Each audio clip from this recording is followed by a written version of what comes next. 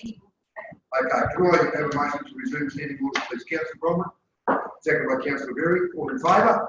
It's carried. That's on recording.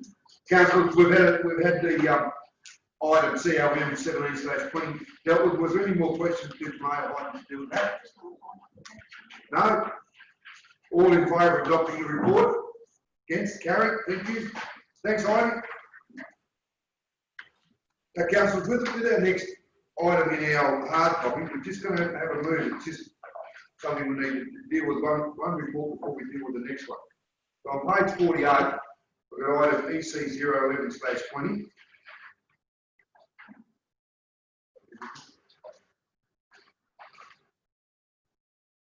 On page 55, we've got item ENV 14/20. We need to swap them around and deal with page 55 first, which is Development Service Plans Water and Sewage Development Contribution, Plan 7.11 and then 7.12. So can I have a motion that we move that in the agenda to deal with that before we deal with EC 011/20, please? Councillor Berry, thank you. Second by Councillor White, and thank you. All in favour? Okay, so that's what we're doing. Now can I have a motion to deal with item ENV 14/20, please? Move it, please. Councillor Rogan, thank you. Second by Councillor Murray, and I thank you. And I'll hand over to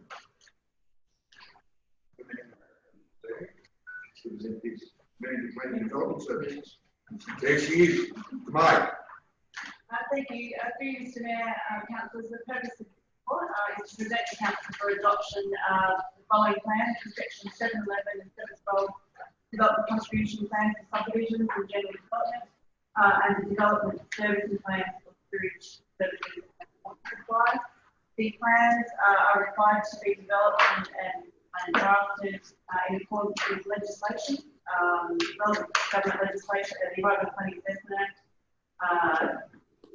development charge guidelines for water supply, sewage supply, and the Water Management Act 2000. The plans have been prepared externally by Partno, available for any questions on the plan. We have had extensive consultation, workshops, public exhibitions.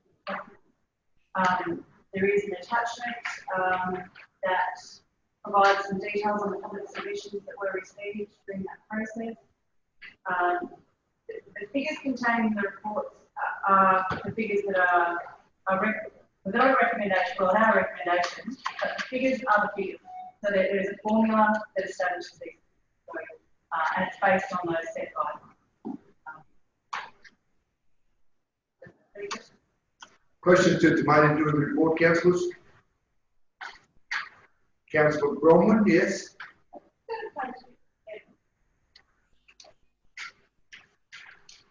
Yep. So basically, there's roughly government.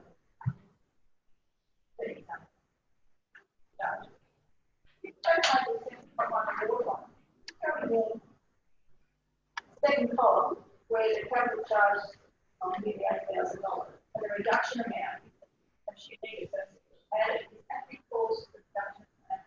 We're not covering the annual fees, nothing to cover the actual cost. So why is that one needed with it's actually a positive and decrease amount in the government? Through Mr. Mayor, I might pass to Jeff that one, I think the reduction amount. Jeff,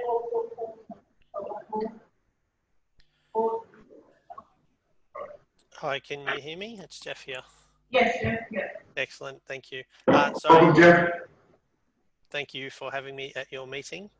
So my understanding was the question you're asking is for the sewer. Why is the reduction amount $4,000, or you're asking about the water? Why is water. The water one, yeah? The water one, yeah. Yes. Basically, the purpose of the reduction amount is that it compares how much income council's receiving from your water rates or your sewer rates bills, and the current expenses of council in for the operations and maintenance of those networks, and you just subtract one minus the other. So what we're saying for the scenario with the water is that you are, because it's a negative amount, basically what we're saying is you're spending more than you're collecting through your rates at the moment. And so in that scenario, by having a negative reduction amount, when we subtract it from the capital charge, subtracting a negative number means you add it. So you'll see that the maximum developer charge is therefore higher. So basically that slightly higher charge is compensating for the fact that at the moment your expenses to manage your water network are slightly higher than the rates you are collecting for them. So effectively we're subsidising, but has that taken into account at the last meeting that we raised the water charges? No, it hasn't. That was data that was supplied a number of months ago. I believe we used the calendar year data to the end of December 19. Thank you. So at the last meeting, I think we raised it by 55%. Excuse me, Mr. Mayor, can we be careful about using the words raised? Because our income reduced by the same amount that the rate per kilolitre went up. So the net result is flatlining. But we increased it depending on usage. So we increased the fee from what it was on the books previously. But take on board what the TE said, which is 100% right. And it's 100% right. We changed the amount from what it was to 55% higher amount. Yes, that's technically the rates went up because the kilolitres used in the town went down, so the net income is the same. So if the rates didn't go up, we would have lost 45% of the water fund. So the figure as a reduction would have gone up by 45%, probably to about $6,000 instead of 2. Only if people less water. That's right, which council resolved to review once the water meters are read in November. That's right. So it's all supposition, but at the end of the day, the actual price change by 55%. No, all I want to thank Steve for his answer. Yeah, so we used the data that council provided for the income received for the 12 months, January through December last year, of the calendar year, for both the rates received and the expenses incurred. Yeah. Councillors, any other questions to May or Jeff to do the report? Councillor Berry, yes? Page 59, project value for new development, we've got the 0.5 and 1% depending on the value. How does that compare to what we've got already? Is that exactly the same? Now, Councillor, I apologise. Can you just repeat your question, please? Oh, on page 59, yeah. 59, yeah, we've got project value for new development. Yeah, okay, under now. Up to and including 100,000. Yes. More than 100,000, 200,000, 0.5, and more than 200,000, 1%. Now, I'm just wondering, is that exactly the same as we've had the last few years, or has that changed? Oh, Jeff, either way. Yeah, I'm happy to talk unless you want it to me. No, you're online. Yeah, cool. So when the EPA, the EPA Act was changed a couple of years ago, and one of the new things was the allowance to set up this cost structure with the fees, this sort of flat line rate, as you just read out in that table there of the 0, 0.5 and 1% for those different dollar values. When we did the review report, when we first commenced reviewing the existing contributions plans for Tenterfield, we went through the last, I think it was about 18 months worth of development applications that council had received, and did a comparison of using these levy rates compared to using the previous rates table, which is I think presented at the top of page 59 there. And when we did that over the course of those developments in that 18-month period, it was about $20,000 difference. So in discussions with Tamay and council, we agreed that that difference was relatively small in the scheme of things, and the administration of having a sort of flat line fee was just an easier process for people to understand and to present. And it's, I guess, now that it's allowed in the EPA, a lot of councils are moving towards this contributions fee structure, just because it presents a simpler and easier way of applying that fee for contributions plans. Thanks, Jeff. I was aware of that. It's just the problem is, I just wondering if we could alter that a little bit because we may have got a fair bit of flack over the contribution or whatever you wish to call it. Development. Yeah, these ones are for the, well, the, what they call the planning contribution plans. Yep. Or yeah. I'm just wondering we should have a figure there, say up to 150,000. In terms of the actual dollar values, they're specified in the Act. Yeah, say up to 150,000, 4%, and from 150 to 250, 5% or something like that. It's just that 100,000 for a rural block. It gets that fairly quickly. Yeah, so that cost there is exclusive of the land value. It's just the development value. Yeah, So, when they subdivide the block. yeah. This is just for residential development. So this is Yeah. these are the contributions just for example, unit development. And to give you an example, in that table above, we took the example, we take all the figures out for a 3-bedroom dwelling.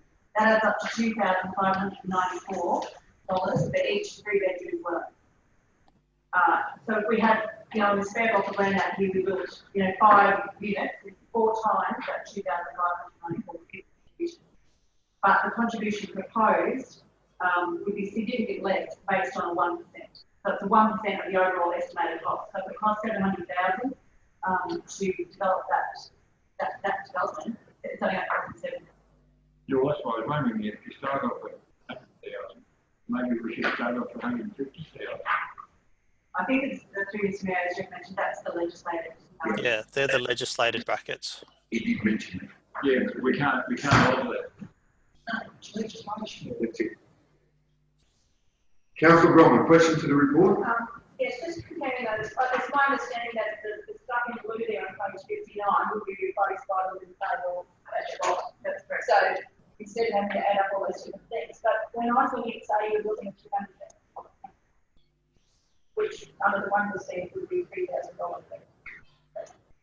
But if you went through the 3-bedroom dwelling through those others, I thought $2,350, so it's actually going to be that's for an additional dwelling. So there's no charge for a single residential dwelling on a vacant lot. This is just for multiple residential. So it's a dual. Yeah, and dual occupancy and all. Okay. Thank you, Tamar. Any more questions, councillors, to do with the report? Mr. Mayor, Councillor McGee, yes? I'm very confused by this whole issue. Do I get a dollar figure for 1, 2, 3, and 4 of the office of recommendation? I said last night, So you're referring to on page 55, Here's councillor? what I Items 1 to 4? 1, 2, 3, and 4. Yes. So what are you asking for, eh? Dollar figure, Yes. development contribution.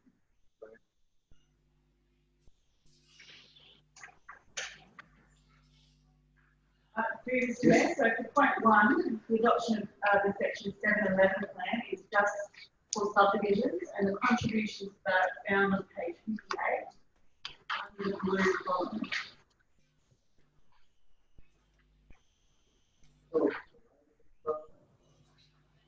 So that's under the new calculated rate? Right? That's right. So there are 2 columns that have titled that head in blue. Yes. The first one on the left-hand side is for those rural residential subdivisions that lie within our 10-kilometre radius of 10 kilometres and Yep. 3 kilometres Yep. where it's at. The difference, this is the only real difference that we've seen in the contributions, which was previously the road contribution has increased. And that's due to the increased pressure on the road infrastructure within those areas. It's the increased pressure for subdivision and therefore increased pressure on our roads within those rural residential areas. Really, the other figures are very much the same as what we have. Really not a lot of difference. Correct me if I'm wrong, Jeff, but there really is just almost a transfer over some of those figures. Some of them actually do go down. Yeah, I see that income. So that's the first one, Councillor. The second point, the 7.12 plan, is the one that we were just speaking about in terms of the percentage rate. So that will apply for multiple residential developments, so a dual occupancy, 3, 4, 5 plus units. It'll be a percentage of the estimated cost. The same for any major commercial or industrial development, that charge will be a percentage of the actual cost. So what percentage today? So up to $100,000 development is renewal contribution, between 100 and 200,000 is 0.5% contribution, and over 200,000 is 1%. Which Councillor McNish is in that graph, which is on page 59. The graph. Yeah. Project value for new development. Yep. Do you want me to continue? Yes, please, Martin. Yes. So point 3, development servicing plan for water. The contributions are found on page 57, reference page 7.1 of the water. Yep. So the recommendation there for Tenterfield and Urbanville is 10,706 and Jennings 4,108. For point 4 in the recommendation, development services sewage services. Again on page 57, table 7.1 sewer. Tenterfield is 12,263 and 0.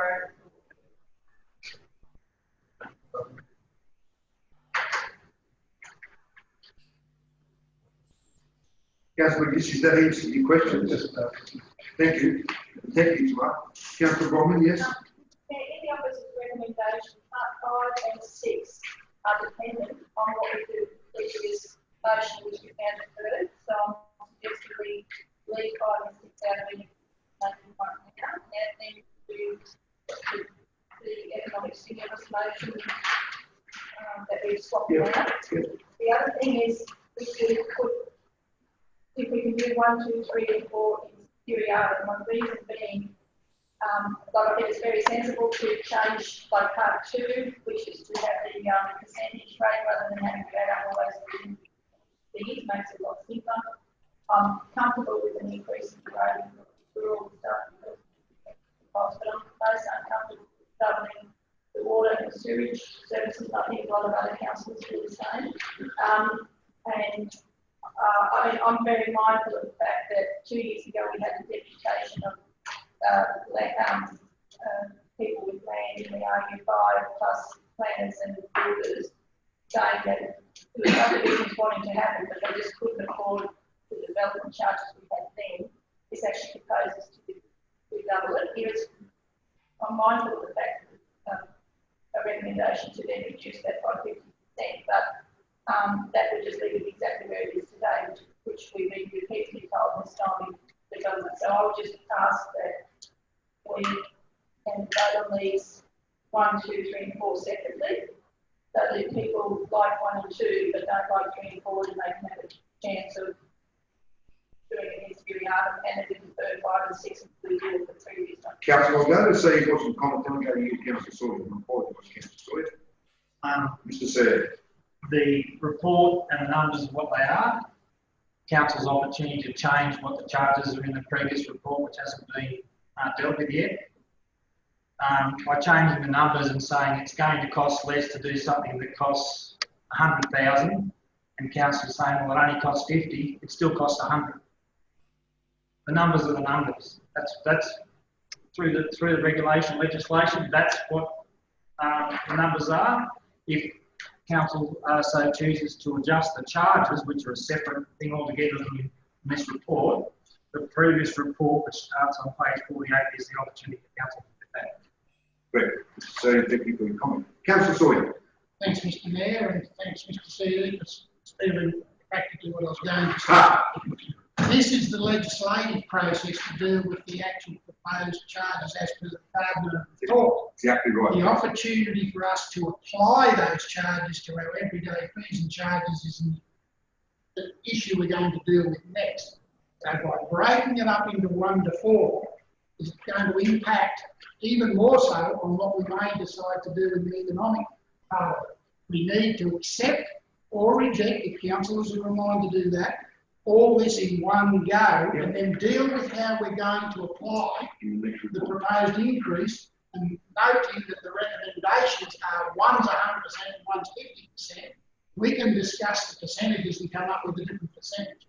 But by pulling this apart piece by piece is only going to stuff up the thing that's coming from Harris.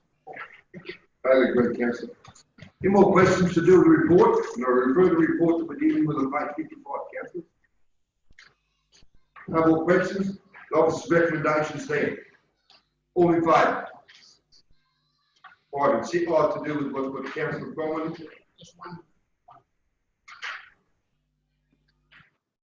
I just, No, if we're taking what Councillor Sawyer just said, then we can do 1 to 6. But just remember, in the dot point above there, with the paragraph, that all plans to repeal existing plans previously adopted by council. This report will be considered in conjunction to the Tenterville Shires Economic Development Activation and Stimulus Package. So that's exactly what we're going to do. So we can actually go 1 to 6. Yep. through Mr. Order, please, Mr. CEO. Through Mr. Mayor, technically we could, but to adopt 5, then if the council changes the percentages in the previous report, that won't make any sense. Because if you implement the provisions 100%, 50%, whatever they are in this report, and they change the percentages by voting the next report, they'll be talking to 2 different things, they won't line up. Okay, Mr. CEO, a bit of advice, how do you want to deal with that? Well, we do from 1 to 4. I'd ask Tamani what her thoughts are of number 5 and 6, whether they're superfluous, bearing in mind that they'll get addressed in the next report. Through Mr. Overley, so. Okay, so you don't need to do 1, don't need to do 5 and 6. Okay. So we delete those. Do we need to note that we're dealing with 1 to 4? Yes. Okay. All councillors happy with that? Okay, thank you. Thank you, Mr. Sir. Thank you, Mr. Mayor. Okay. So officer's recommendation, we're voting on from 1 to 4. All in favour? Against? Carried. Now, councillors, we'll go to page 48. We're dealing with item EC0 11/20, Tenterville Shire Council Economic Development Activation and Business Package. So I've moved to the second to deal with this report, please. Councillor Berry, thank you. Seconder, please. Councillor Rogan, and I thank you, and I welcome Mr. Bolton. Thank you, Mr. Mayor. Manager of Economic Development and Community Engagement. I'll leave that to you to present the report. Mr. Mayor, thank you, and good morning all. Lovely morning in Tenterville again. I see the sweet Councillors, the purpose of this report is to provide a 100% discount of Section 6(4) water and sewage contributions be applied in relation to all new developments on the existing parcel of land in the RU5 village zone by council, if within 2 years of issuing of consent of the new development, construction is completed and an occupation certificate has been issued. Examples of such developments may include dual occupancy or multiple residential units. To be clear, no Section 64 water and sewer contributions will be required upfront on such developments, but if within 2 years an occupation certificate has not been issued, the full amount of these contributions will become due and payable based on Section 64 water and sewer contributions, amounts adopted in the operational plan at the expiry of the 2-year period. And a contributions discount of 50% rounded where applicable on Section 64 water and sewer.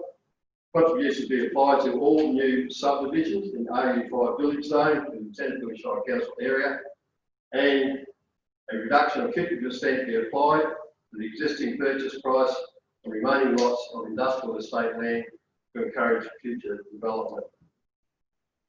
Councillors, the recommendations are before you. Background to this report, councillors, following events of the past 18 months, the impacts of drought which by COVID-19 has on our community. It is timely that council take the opportunity to capitalise on businesses, families and individuals who are considering their future options. The idyllic notion of relocating to a country community that offers security, healthy lifestyle opportunities, work-life balance and strong community connections is a powerful one. Attracting new residents to the Tenterfield Shire has long been a key weapon in our economic development, and over the past 10 years has proven successful in the attraction of many new residents and businesses to our area. Recent community engagement sessions and feedback from individual community members have highlighted these initiatives as positive influences for future investment. To encourage investment and stimulate our key target groups, the following strategy is recommended for consideration with the intent of supporting future ongoing development of residential housing and Tenterfield industrial estate. While the following initiatives are designed to encourage future development, they also assist Tenterfield Shire Council to meet the challenges of providing economic stimulus packages that are both practical and affordable and can be delivered in a timely manner. In this report, while there is an unambiguous understanding that increased residential activity creates an increased demand on services, there is a similar recognition that an increase in residential density in areas with existing development services provides significant opportunity and advantages. In recent announcements by coalition government, provides stimulus for new builds and renovations, provides an opportunity for council to offer an additional incentive to encourage residential and business growth for providing discounts from councils adopted Section 6.4 water and sewer contribution plans. To take advantage of this opportunity, it's recommended that Tenterfield Shire Council provide a 100% discount on Section 6.4 water and sewer contributions be applied in relation to all new developments on an existing parcel of land in the RU5 village zone within Tenterfield Shire Council if, within 2 years of the issuing of consent for the new development, construction is completed and occupation certificate has been issued. To be clear, no Section 64 water or sewer contributions will be required upfront on such developments, but if within 2 years of occupation, an occupation certificate has not been issued, the full amount of these contributions will become due and payable based on Section 64 water and sewer contribution amounts adopted in the operational plan at the expiry of the 2-year period. And a contribution discount of 50% on Section 64 water and sewer contributions to be applied to all new subdivisions in the RU5 village zone of the Tenterfield Shire Council. Discounts will be applied on the following development contributions for you.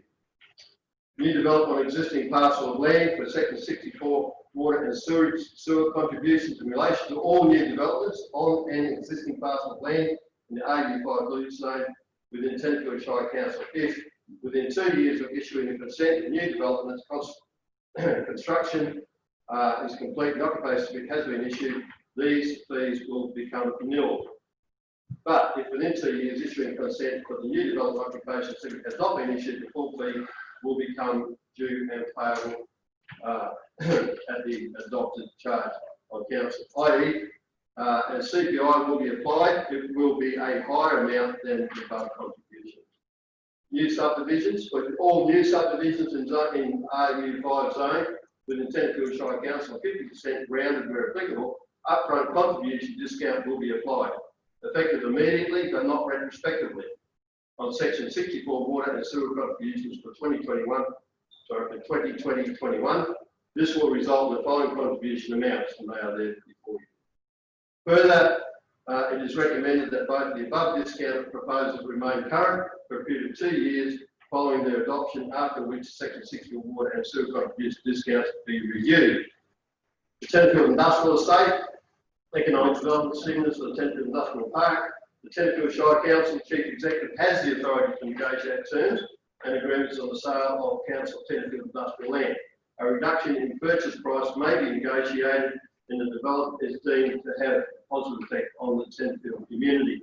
Traditionally, projects that have been presented to Council for price reduction and have met the above criteria have generally been reduced by 50% or more of the advertised price. While this practice has been successful in the past, it does slow proceedings and often test the patience of the developer. Following discussions with current prospective developers, and to help facilitate an outcome that makes the proposition of developing on the industrial estate a more appealing opportunity and experience. It is recommended that the property values of each lot be reduced by 50% of their current advertised price. Those prices are before your council. A further reduction in the price may be negotiated by the Chief Executive of Tenterfield Shire Council if the development is deemed to have a significant impact on Tenterfield's economy. Issues to be considered include cost of construction, employment benefits during construction, development of new business, expansion of existing business, the relocation of an existing business, the number of full-time, part-time and occasional employees involved in business and potential future growth of business. Successful purchasers are required to meet the following conditions to be eligible for the discounted price. Development application must be submitted within 6 months of purchase. Construction work must commence within 2 years of development. Consent being issued, consent being issued. Further activation of the industrial estate will stimulate the economy through increased employment, stimulate new business opportunities or expansion of existing businesses, encourage the relocation of existing business, whether local, regional or interstate, long-term employment benefits with an increased full-time, part-time, casual employment and attraction of new and innovative industries. Property speculators would not be eligible for this discount, meaning that we can't property developers come forward and sit on the land and then resell for 10 years' time. The current mode of advertising and selling of the industrial estate is also cumbersome for our real estate agencies to engage in active marketing of the industrial estate. Price reductions will enable more proactive marketing of land and sale. Council implications there before you, councillors. I'm sure you've read them all. Open for any questions. Thank you. Thank you, Harry. I'll go to Councillor Sawyer, then I'll go to you, Councillor Vera. Councillor Sawyer. Thanks, Mr Mayor. Before the discussion starts, I'm planning, Yep. I'll like to move an amendment. I'll hopefully decrease under the discussion. Yep. Yep. I'll deal with the amendment straight away, Councillor. Yep. To be supportive of your comments. First of all, I'd like to thank Harry and the Finance and IT Department for the very thorough process they've given us. We've got absolutely plenty of information to go through. We've had feedback from the community. As a councillor, with what I've seen in the process, I'm uncomfortable with parts of 1 and 2. I can live with 3 and 4, and I'm aware one councillor may want to do something about 5. But my focus, the amendment at the moment, is on 1 and 2. Okay. By proposing 100% discount up front and not requiring any upfront money, to my opinion, increases the risk of bad debt because they've got no skin in the game. They're getting the services done for no charge, and after a 2-year period, they haven't done anything, and we hit them with an invoice, they say, sue me. We've then got an increased bad debt. We may get it, there's no guarantee. Whereas if we ask them to pay whatever figure we put finally on percentage up front, and they get the refund as a discounted amount after they've got the occupancy certificate, removes the risk of bad debt. Shouldn't the amendment be put up, then the speakers speak? Oh, just going to get to that, Councillor. Now, Councillor Too easy. Sawyer, what I'll do, you indicated 1 and 2. Yes, I'll give you that you have an amendment for. Yep. Okay. Okay. Remove the 100%, change it to 75%. Remove the upfront no payment, and they pay full payment. In section 2, Yes. change the 50% to 75%, and that's also upfront. That's the amendment. Okay. Can I have a second for the amendment? Let me just go back to. Sorry.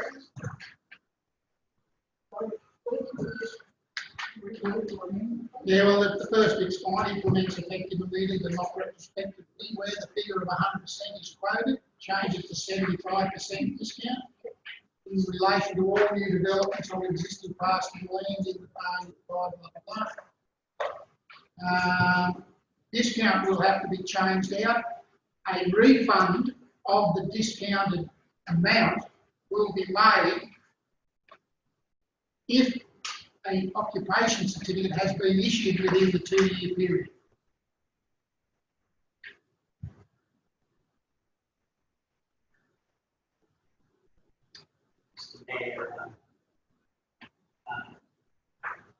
I was going to order the whacker paper for him.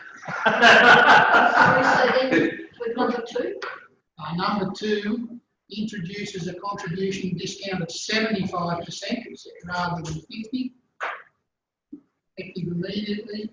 And again, just enforce in there that that payment is made up front and is entitled to the refund of the 75% amount of completing an occupation certificate within the 2 years. So that both 1 and 2 are the same as far as percentage and the terminology, and there's no confusion. Do I have a second for the amendment? Councillor Raven, thank you. Now, I will go to you, Councillor Sawyer, and to be supportive of Councillor Berry's point of order. I respect his point of No, order. I was out of order. that's fine, no, but I was within seconds. What do you get to it? But anyway, do you wish to speak to your amendment anymore? Just a fraction more. As I outlined before, I want to remove the risk from the recommendation of a bad debt. I want to make sure that the people that have campaigned long and hard to get something done about the charges have the opportunity to put their money where their mouth is, because they've given the council a real flogging over this, and we haven't done anything to help. Here's the opportunity to prove to us that by providing this stimulus will result in action. Whereas if we gave them 100% discount up front and they pay at the end, I don't think that applies any pressure on them to do it. Thank you, Councillor Sawyer. Councillor Raven, being the second, do you wish to speak to the amendment? Thanks, Mr. Mayor. Just briefly, I support Councillor Sawyer has put up, obviously. But item 2, where it was recommended for a instigated discount of 50%, really ends up not much different from what has occurred previously. So I think a 70% discount I'd definitely support, because that is doing something for them and hopefully for future development. As for item 1, I'm a little bit hesitant about allowing a no fee up front situation for the same reason. You know, that just says go ahead and do what you want to do and try and get the money out of us in 2 years' time. So I'm against the change that's been proposed there as well, and that's really all. Thanks, Councillor. What I'll do, councillors, because I'll take that as obviously 2 councillors speaking for the amendment. Paul, can I go to you? Did you have some comment to do with this? Thanks, Mr. Mayor. No, Come on down, as they say. Come and share. You'll go to say, don't you? I think you have to say that.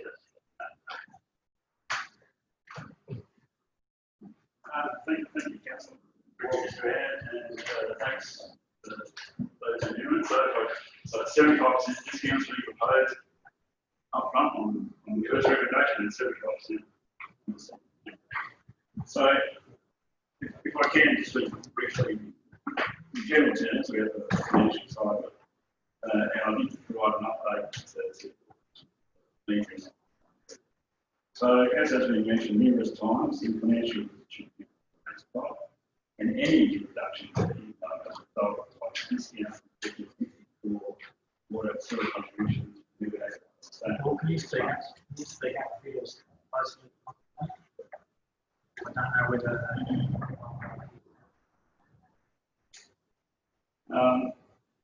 Section 64 contributions on subdivisions totaled $60,000 in 2019-20 and $42,000 in 2018-19.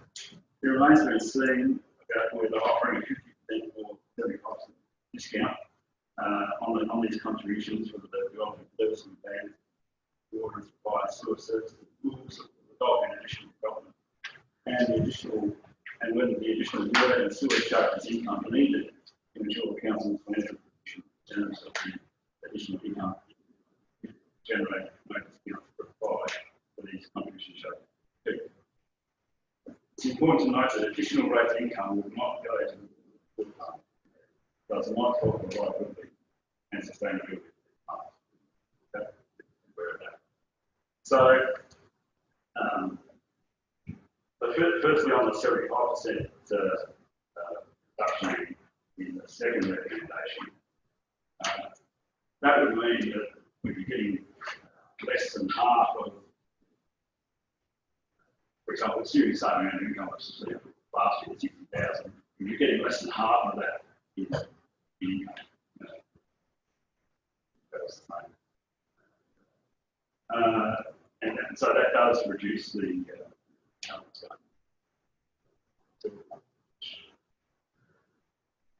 but I have some examples here which I'll just run through. To generate the $60,000 additional income foregone by council by offering 50. So whatever discount we offer, we have to remember that's income foregone to council. So that's income the council is not going to get. And the developer contribution charges are based on the level of income required going to contribute to these developments. So, so they're based on figures what you need to and what they can sort of. So someone along the line someone has to pay. It's either going to be the developer, there's a developer contribution, or it's going to be the 3,000 odd water and sewer users. Someone has to pay somewhere along the line. And that's why I noticed particularly in the Carlo report, where it talked about discounting, that discounting applied, then it means there should be an increase in the charges as a cost subsidy. But we talked about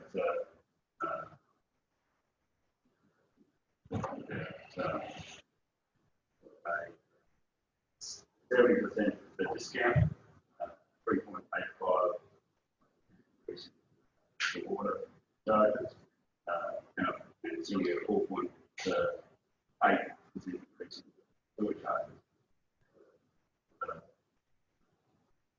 100% discount would be a 5.5% increase in charges, 6.95% charges.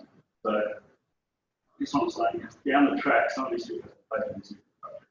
But be conscious of that. So, but you can probably tell where I'm coming from. Up to me, I wouldn't be. Because somebody has to pay, that's right. Somebody has to pay something on the line. But I understand that. So, I did provide some other examples there. The number of vacant, number of subdivisions, new vacant properties we have to adopt from to generate the for example, to generate the $60,000 additional income. We're going by council by offering 50%. We need to basically have 35 new available properties. And something to cover that all bonds. So, just be conscious that whatever decision is made has an effect.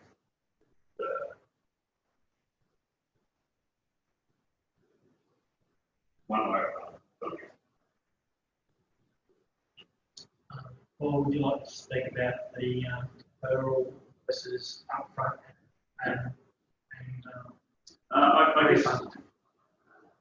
I guess in terms of referral, I just wonder what incentive by deferring there's an incentive, but also with the paying up front, it means that the council has that money in trust, so it's not treated as the council because we trust, unlike a liability, there's a potential to pay it back. If they do.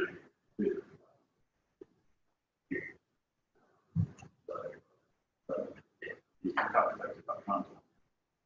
Funds like trust as we treat trust fund.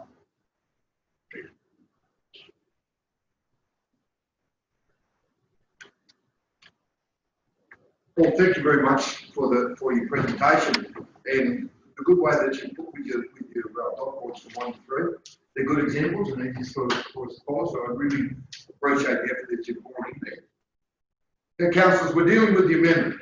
So we've got a move and a second of both spoke for the amendment. Mr. Mayor, point of order. If we vote for this one, and somebody else has got another amendment that could be better, shouldn't we put the other couple of amendments up first? Because I'm dealing with this amendment, councillor. You raise a really good point. You can't have more than one amendment up. Yeah. So you can't. Okay. Beg your pardon? Well, I'm dealing with this amendment. Okay, so and I've got a second for it, and both those moved and second spoke for the amendment. Is there any speakers against the amendment? Yeah, just to clear it, Yeah, councillor Paul, yes. with these, are these, I just want to clarify, because it is confusing to me what the council's always putting up there at the moment. Right. Are contributions up front, and you know, I think Paul did try to explain that. Honestly, if they've got to put the money up front, they've got skin in the game, and they don't get it back if they don't go there for the development. Isn't that the case? With the amendment, that's correct. Yeah, okay, well, so they do have skin in the game. But Under the recommendation, they don't. Did you want to speak to the answer question, councillor? I'll go to councillor. You've asked a question, councillor Paul. 100% discount. That's in the recommendation, councillor, but we're dealing with the amendment. Councillor Sawyer has an amendment for 1 and 2. Well, if I can read out again, because I can't read. No, that's fine. That's fine. Mr. C.E., so comment? Just through you, Mr. Mayor, basically what the Deputy Mayor is saying is to change the percentage, but switch it around instead of people paying at the end and then having a risk with the debt, have them pay at the beginning and then a refund at the end. So basically what you're saying is that's not clarified here and that currently the officer's recommendation. The officer's recommendation is to get it at the end, and the Deputy Mayor's amendment is to get it at the beginning and then refund at the end if they do it within the 2 years. Okay. Yeah, that does make sense to me now. Yeah, I made the assumption, possibly wrong, that you would pay up front and then you know, you lose your contribution if you don't go ahead with it. And I accept what Paul was saying, that it's got to be held in trust or something. I wouldn't have thought it was a big issue really. But and I just want to make sure that they got money in, you know, also up front. Yeah. Fair question, councillor. Thank you. I'm just going down the line here. What do I do? I've asked for speakers against this amendment. I'll go to you, Councillor McNish. Then I'll go to you speaking against, councillor. I'll go to you, Councillor Berry. Councillor McNish. Thank you, Mr. Mayor. I would not vote for the amendment as it stands because, as has been mentioned, that people who are going to do these developments are still up for a lot of other expenses, like about $11,000 worth, approximately, with roads, emergency services, community facilities, all that sort of thing, which has to be paid up front. But they've also, that means they've got a fairly big stake in the subdivision already, like about roughly 50%. Something like that. So there's no way in the world they're going to walk if they lose that much money up for this in their application. I think just as an incentive, I would like to vote for the original recommendation because that frees up a lot of their money. And if they do the right thing as we want them to do, they'll get it back. They'll won't have to pay it at all. Get where I'm coming from? Yeah. Just the way we've been talking about this whole report is that sewer and water charges don't have to be the only money for a subdivision, which of course they can get half of. So, Councillor McNish, just so we're clear, you're speaking against both 1 and 2? I am one and two. I'll go to you, Councillor Berry, speaking against the amendment. Yes, Mr. Mayor. Yep. I think we would be better off starting from the year 1 charging something. There's no such thing as a free lunch. I agree with all of that. However, we can subsidise to a fair degree by starting year 1 at a different level.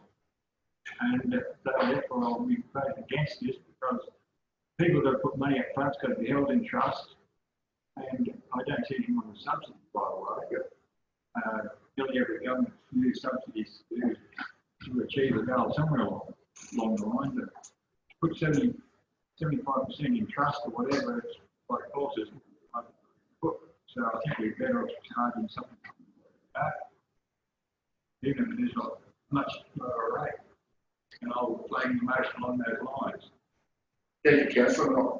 There's another amendment. Yep. Yeah, and I'll come back to you for that. Yep. You see how this one goes. Yep. We're dealing with this. Councillor Bryan, you speaking for or against the amendment? I've got a question and. To the mover? Yes. I'll accept that, councillor. With the part one, I totally agree with 75 in part two, but I don't agree with the additional words about conditional on its certificate of occupancy because there's no such thing as subdivision. So I'm happy with that 75% in part two, but providing we go back to the recommendation and just change 175. No problem if there's no such thing as an occupancy certificate. Think about it. That comes after the land, subdivided land is sold and somebody puts a house up. It's just a straight change from 50 to 75, the rest of it stays the same. Yeah. On with my second, Fully support that. Now, part one, my problem there is I absolutely can see where Councillor Sawyer is coming from, but because of what we've just voted with the adoption of the new fees, if we had lodged, if a person had lodged to do a granny flat behind their house or whatever yesterday, they'd be up for $12,000 up front in their water and sewage charges of 5,400 water, 6,600 for sewer. Today, now that's gone through, they will have to pay $23,009 up front if you don't put in the discount there. So if you want to apply some money up front, I would suggest a 50% payment up front, and then with Councillor Sawyer's thing of 75%, provided they get the certificate of occupancy within 2 years, they would then get half of that upfront money back, because that brings it back to the 25% of the original fee.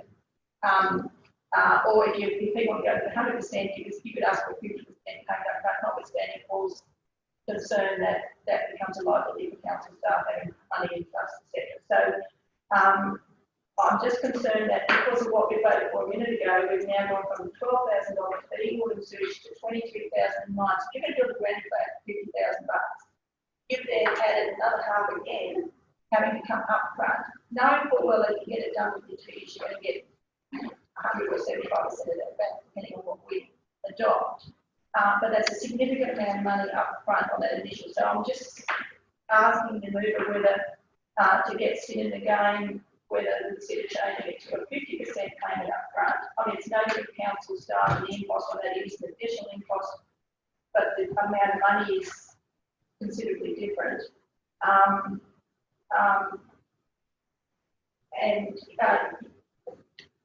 Yeah, I'm going to be honest with about 75. But I'm just saying, if we have money up front, can I suggest it's 50% rather than full 100% up front, because with most of these on existing parcels of land, this is basically we're looking at dual occupancy. Yeah, granny flat, or some people have got no house, they've got big lots of land, they're going to build a new house right next door to it. So $23,000 is a lot of money up front that comes out of your bill. And that we know we've got people, one girl I spoke to, he's got 4 that have just been waiting for what we're going to do as to whether they lodge the DO or not. So, yeah. Councillor, what I'll do, Councillor Soy, you've been moving to go to give the closing comment. If you want to make those changes, if you're accepting it, I'll take that on board now, but I'll go back to the closing comment. Councillor Petrie, just refresh me what the proposal is. So it's 50%. So the exact wording at the start, implement, effectively, not respectively, your suggestion is a 75% discount. And then on existing customers in the 85 with 50% deposit up front. Where are we? This one or two? Number one, so number two. Number 2 is fine. Number 2, we're simply changing 50% to 75% of councillors or Yep. and no other wording change, just. So we'll go to 1. We've got removed the 100% charge to 75%. Are we making it 50? now making it 75. This is number one. Number one, Yeah, a 75% discount at the end of that sentence. With 50% paid up front. 50% of the total, or what it is, what do you call it? 50% of the fee and charge paid up front. Yep. So at the end of the day, if they come up with their occupancy certificate, they would get half of that deposit back. Yep, I'm comfortable with that. second, are you okay there? Yeah, I think so. I'd like to sort of, once it's up there, read it out first to make sure I No, can that's- get that. So That's the fine, next councillor. sentence three, is that out?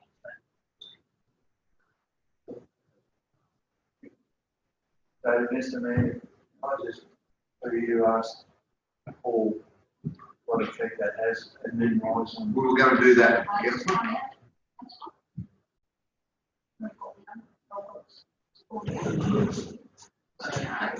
So, And you delete that second paragraph. So the whole second paragraph has to be deleted. 50% fee and charge paid up front. refund, this is going to be paid for applications. Then you still got to have a mention of refund there of the remaining discount amount if the occupations. You should within 2 year period. Yeah. Does that cover it, Ron? We'll read that out so everyone's clear when we get there. So if you want to put that second paragraph comes out. That comes out completely. Okay? But just deal with that a moment, just a bit of order, councillors. I can't see that. Yes. Instead of being charged, can we change it to 50% of the Contribution. S64 contribution? Delete more water and sewage contribution. That's very. Right. Yeah, we'll get, Mr. Della to give an example so that people understand how. So, and then all, Because I'm just as confused as everyone else. We'll get there. They've got to pay 50%.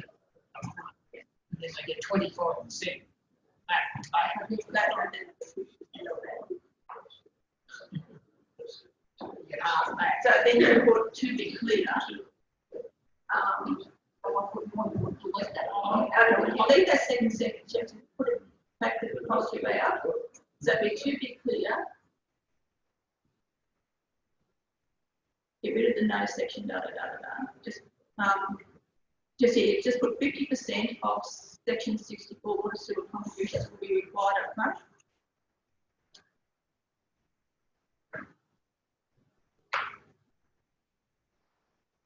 Yeah, you've got all those that don't to be typed in. Just take that out and get rid of the no. And then on successful issue of Occupation. occupation certificate, 50% of those contributions will then be refunded.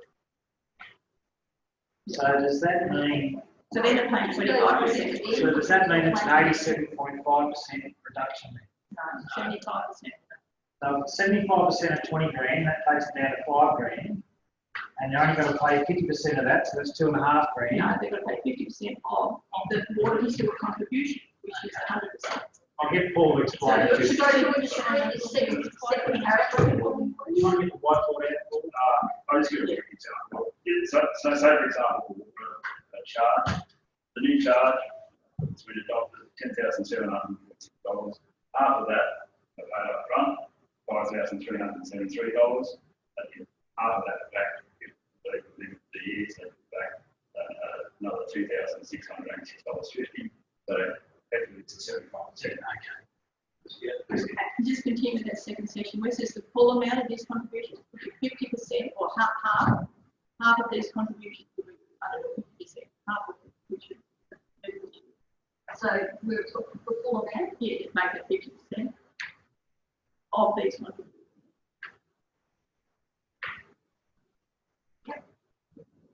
On a, will be refunded full stop. Will be refunded full stop? Yep, and then, Well, that has not been issued, oh, no, sorry, that's hard to read, just like again, the full amount, sorry, if you believe that. No, it goes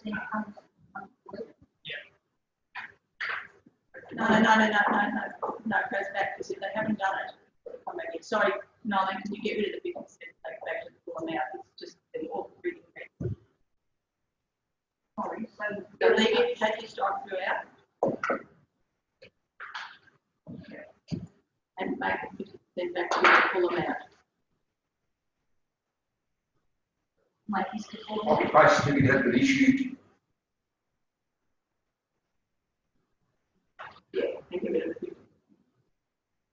Yeah, so in other words, to be clear, 50% of the contributions will be required up front, but if at the end of the day, they don't go into the build and get the occupational certificate, the full amount of these contributions. Won't be refunded. No, won't be refunded, yeah. They won't be repaid. Won't be refunded. You get rid of the. Get rid of the. Will not will be. Yeah, it's come due and payable based on the We, Will not be refunded. Not be. You want to put an example in? Yes. Underneath? So then we take Yes. away. We come to a part, yeah, because that way the community won't have the same confusion. that's right, that's right. It should come back to the original wording. Because that was the first thing they'll really Yeah, I like. What we need to achieve is that they pay 50% of the charge up front. If they get that occupancy certificate paid issued within the first 2 years, 50% of what they pay is then refunded to them. Which is effectively a 75% reduction. That's right. If within 2 If years. they don't do it within 2 years, they will be billed for the remaining part. So we've got to add it. Yeah, that's correct. Sorry, excuse me, Chairman. Could I offer a comment? Yeah, of course you can. Order, please, councillors. Just need to tidy all this up here. Yeah. I was just thinking when, in this particular case for your amendment, I would suggest that every time you refer to amount, you always refer to a percentage of the full developer charge. So you're saying that they have to pay a 50% of the full developer charge up front, and then on completion of their occupation certificate within 2 years, they are refunded an amount so that their total developer charge is 75% discount of the full amount. Yeah, but the way I've got it worded there at the moment, we don't deal with the issue that if they don't get the. Yeah, second paragraph. Yeah, there's another sentence that needs to go on the end that if they do not achieve an occupation certificate in 4 years, then Got to pay the the remaining. charge, 100% of the charge will be charged. Right. But I would, don't. With the help of Councillor Rowan, what we'll do, I'll go down here because there's questions in there. Where we're at, we're dealing with this amendment. We're just tidying the wording up. Councillor Berry, I've noted that you have flagged an amendment. Yeah, I have a question. Yeah, that's fine. But there I go. You, Councillor Whitehead, there I go. You, Councillor Paul. Now, Councillor Berry. Question before. Well, how much cost would be administrating the system? Oh, look. Can do, it's not an issue. That's sure, it's a little bit of situation. No, it's not a big deal. But the issue from my perspective also is the fact that a 75% reduction recommendations, 50% reduction does mean there'll be a slight decrease in income to the company exists. So on the $60,000 example, extra 15. But what I need to know, and this is respectful, what this council is trying to do is encourage and create activity in this part of our site. So time will tell. I'm not sucking seasons. I won't be challenged as mayor, or this council won't be challenged as a united group that we haven't not tried to do something. That's right. We'll listen to the community, and in 2 years' time, it'll prove whether they were right or we were wrong or whichever. And that's why. That's the way I see it. Yeah, and that's why this is the review. Councillor Peter, I'll go to you. Did you have a question to do a look at him? I just, my mind, I thought this original recommendation is the best way to go because you're trying to get encourage development of the town. Like, you go buy a block of ground for $80,000. And if you give them a free period, 2 years to put that extra contribution, when you $5 grand, go put the pipe in the front, and that's going to cost you $5,000. There's this and there's that. There's heaps of things you've got to do. I think we've got to encourage people. Now you put the bloody developments up, you might as well leave the way it was. You might. This is a lot better recommendation than the original one. That more than putting money up. I don't think as far as bad debts, council capable of handling those sort of things. Then you study our property that you won't get bad debts with. Councillor will take that speaking against the amendment. Councillor Forbes, did you have a question or some clarity there? And Queer, I just prefer to see a real typical example for you of that amendment. To make it a bit clearer, because all the wording that's there, to me, it's just lends itself to a bit of ambiguity. So I'd like to see examples would be there. Okay. Numerical examples, that is. So what I'll do now, I'm trying to tidy up. I'm going to deal with this amendment. I'm going to go to the mover for closing comment. Councillor Sawyer, you happy with that? And if you can... Yeah, I don't need to say more, I've said enough. I take what Councillor Forbes is talking about. Maybe we can put up there something along the lines. An example would be where a $10,000 contribution of water and sewage is due under the application, the DA application. Sum of $5,000 would be payable up front. If the occupancy certificate is issued within the 2-year time frame, $2,500 would be refunded. If it is not paid, a further $5,000 would be billed to the applicant. It's going on 1 or 2. I'm just throwing it out there with that solved. Well, as long as it makes it clear to the person who's going to be reading it. Sorry, but Councillor Forbes, you raised a really good thing, and it's important for us as a council to be clear in what we're voting on also. That's right. So to have that example there, I've got no issues with that at all. And now's the time. We put it as just as a note, as an example. Yes. I'll say that. This all is 2 examples. They get the occupation certificate done and put the real figures up there. And while he does that, suspend standing orders and have a look at the while that's tied up, and we come back and tie in. We can do that. Is that going to suit you, Paul? Get right to spend today, right? Righto. Can I have a motion to suspend standing orders for bit? Councillor Paul, second by Councillor Murray, thank you. All in favour? Against, carried. Thank you. Righto. That way, Paul, the right number here. We might have got a bit of smoke going, mate. Yeah, that's a good idea. I mean, that's right. Mr. Chairman, and to me, Yes, Chair. We'll get a bit of smoke going, Jim. yeah, Smoko sounds good. Would you like me to come back after, or? Yeah, that'll be good. Yeah. Give us 20. Second by Councillor Rogan, and I'll thank you. All in favour? Against, carried. Okay, councillors, we're dealing with the amendment. Can we just have, can we just have the example? That's what we're asking. No, you're right. Okay. So, councillors, just to go back over where we are. We're doing an amendment moved by Councillor Sawyer, second by Councillor Rogan, to do with 1 and 2. We've asked for an example through you, Councillor Forbes, which I fully support, for clarity. The examples there, you're all happy with the example and understand the example? For example, total water and sewage contributions to tenant bill on one additional dwelling is $23,009. Developer would be required to pay upfront an amount of $11,504.50, being 50% of the total development contribution for water and sewage. If, within 2 years, an occupation certificate has been issued, a refund of $5,752.25 will be provided. But if an occupation certificate has not been issued, an additional amount of $11,504.50 plus indexation will be charged to the developer. All happy? Righto.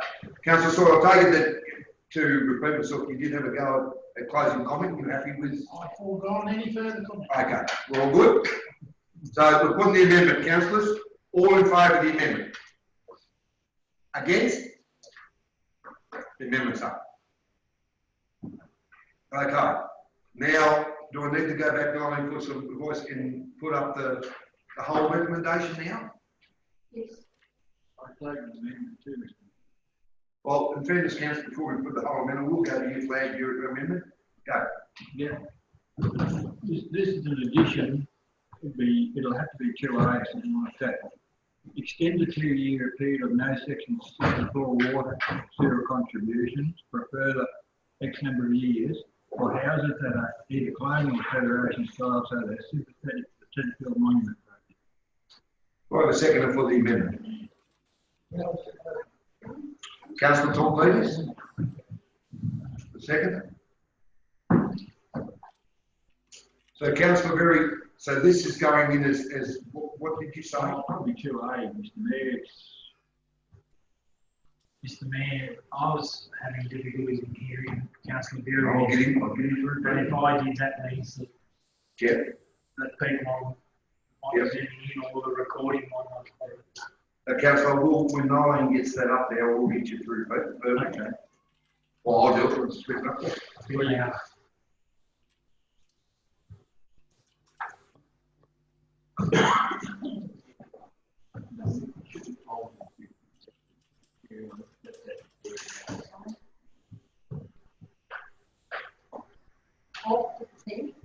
Yeah.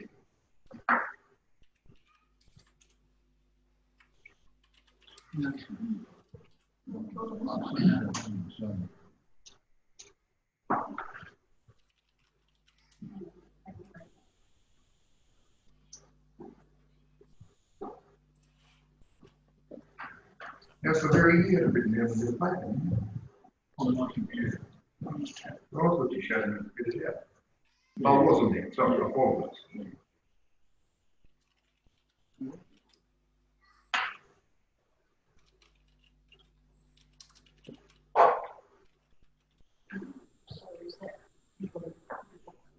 Yeah, right. But any figure like 3 years, I do.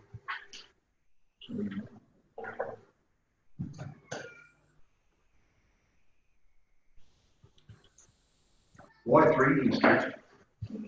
Well, we had to put a figure in there just now. We've referred to 2 years all through this document. Yeah, but this is different. It's only for those type of houses.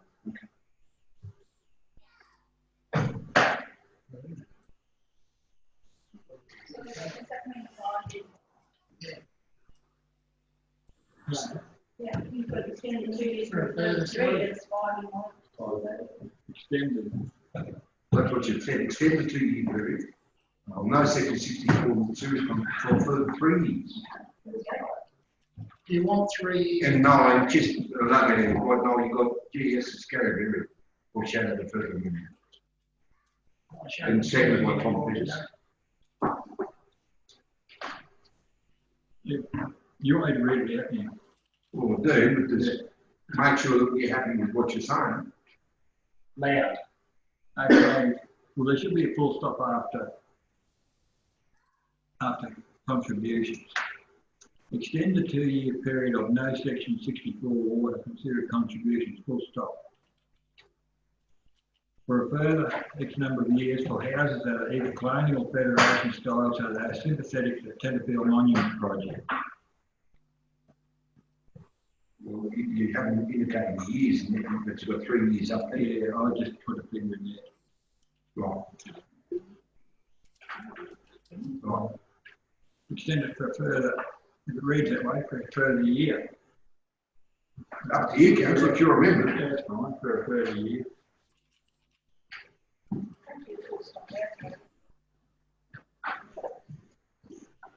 Yeah, I don't know what to do. Oh, I don't know, I just didn't have it there.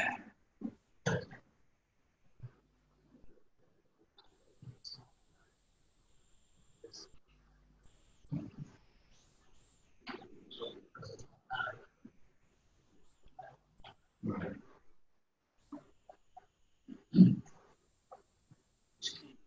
Yeah. We need to tie that up before we go in about it. Yeah. You want to speak to Mr. Sears? 3, This Mr is for Mayor. advice only, Councillor Berry. 3, Mr Mayor. Councillor Beering, is it is it your intention of no, or the deferred or reduced section 64? Because the previous amendment is very specific about reducing it by 50% and then 50% again. And so technically speaking, It should be no charge for water and serious contribution of the 50%. No charge for TE3.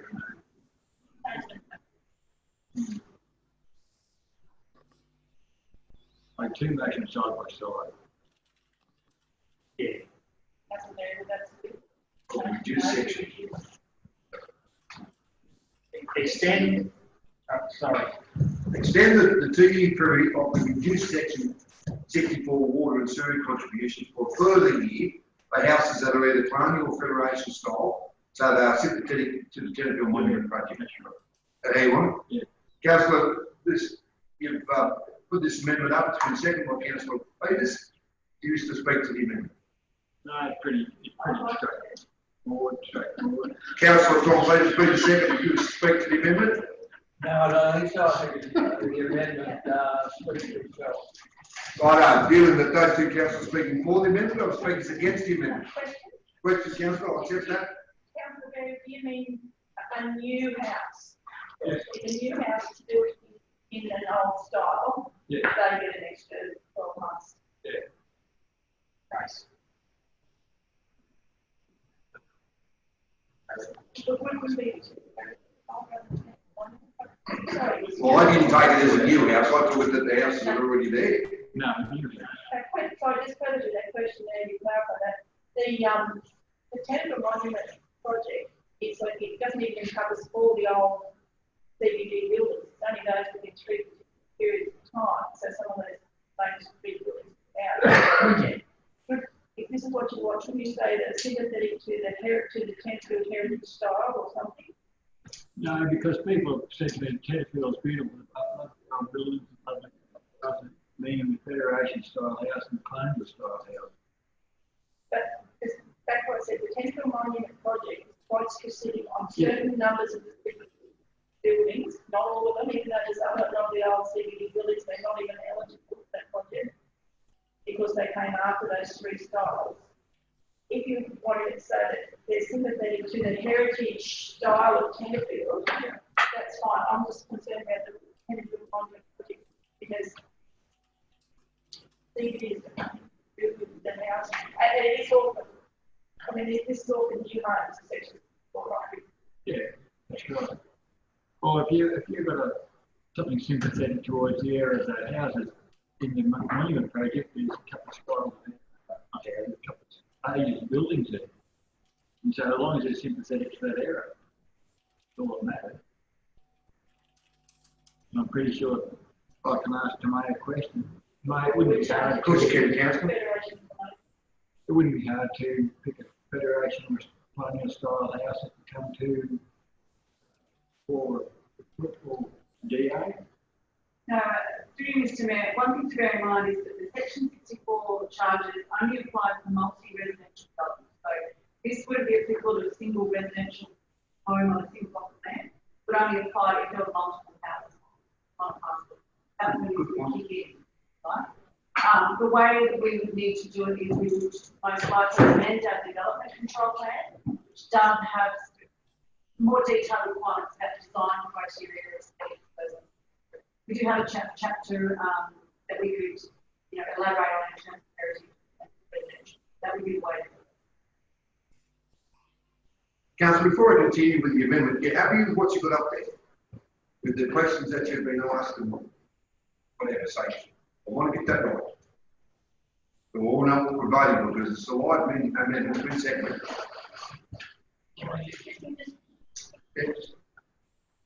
You stick with that, Councillor Sawyer, yes? I agree with Councillor Brian Petrie.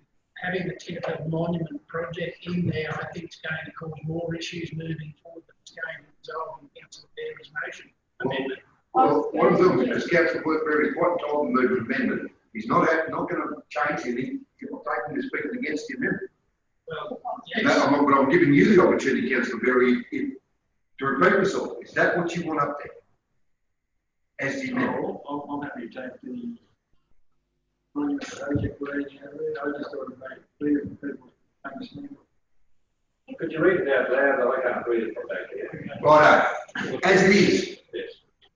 that the amendment's been moved by councillor Berry, second by councillor Peters. Extend the 2-year period of the reduced section 64 water and sewage contributions for a further year for houses that are either colonial or Federation style, so they are sympathetic to the Tenterfield Monument project. Now, advice, just hang on, councillor Bromwell, from a couple of councillors, councillor Berry, is to take Tenterfield Monument project out of it. But that's up to you, it's your amendment. I'm happy to take it out. Style, so they are sympathetic. Is that going to end there? No, just stop.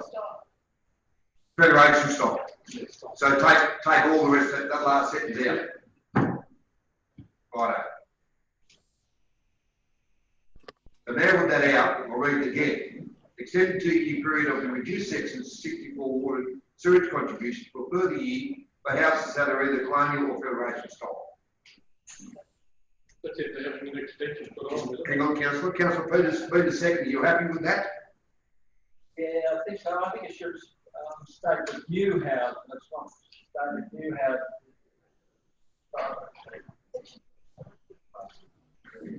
Yes, or question. On the forward, the recommendation says reviews the contributions discounts after 2 years. Could you say something to that? Reviews the contributions after 2 years, brackets, 3 years for heritage style development. To put that in number 4. Yeah. Yeah, cover it.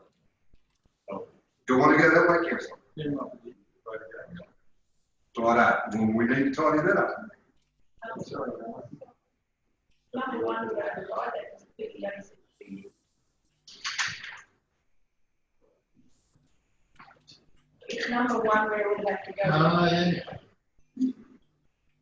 Well, we can say that again. So just take those words and just put them into number one.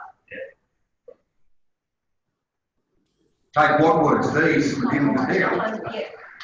Just extend that 2-year period to 3 years. Colonial or Federation style. Right.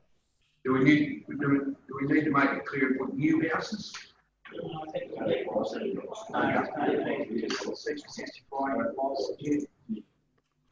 4, it's a standalone recommendation that the whole discount scheme is reviewed after 2 years to see whether it's working. If we add anything more into there, that reduces our ability to say, hang on a minute, 2 years has gone, we've had no positive impact out of this scheme. Let's So if you add any more words into that, right? Fair comment, councillor?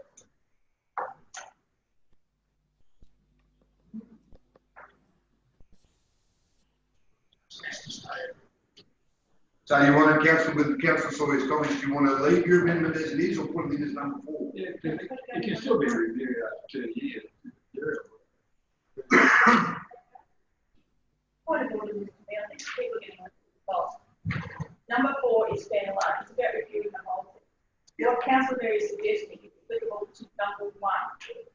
So those words could go in number 1, where we're dealing with 2-year contributions for the new developments on section 64. It actually says the words new developments. So we're in the paragraph. So be at the end of paragraph 1, you would put in councillor Berry's.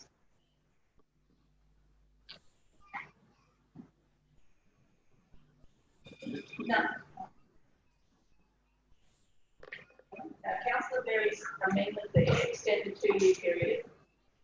Up and post that back into councillor Sawyer's amendment as a second standalone amendment. So that there, if you insert that in part 1, rather than having it as an amendment. But this is a totally separate amendment. Councillor Sawyer's amendment is now the motion. Yeah, So it's Councillor been right, Berry's that's correct. amendment is an amendment to what is now the motion. So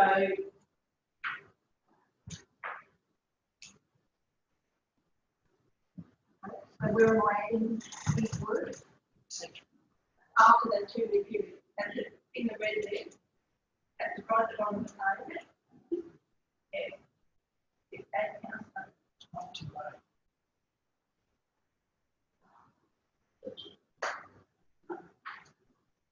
Or small. But isn't it? So it's after the 2 year period.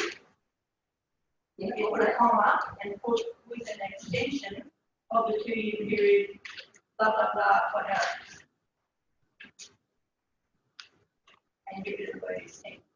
And then it all goes into the one motion. 1A.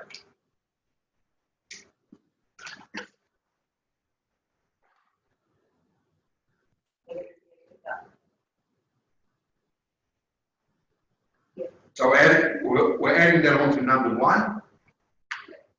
Yep. So in effect, it's 2 years for everyone, but if you've got a heritage home that you're going to build, it would be 3 years. Right. Does that reflect what the council is?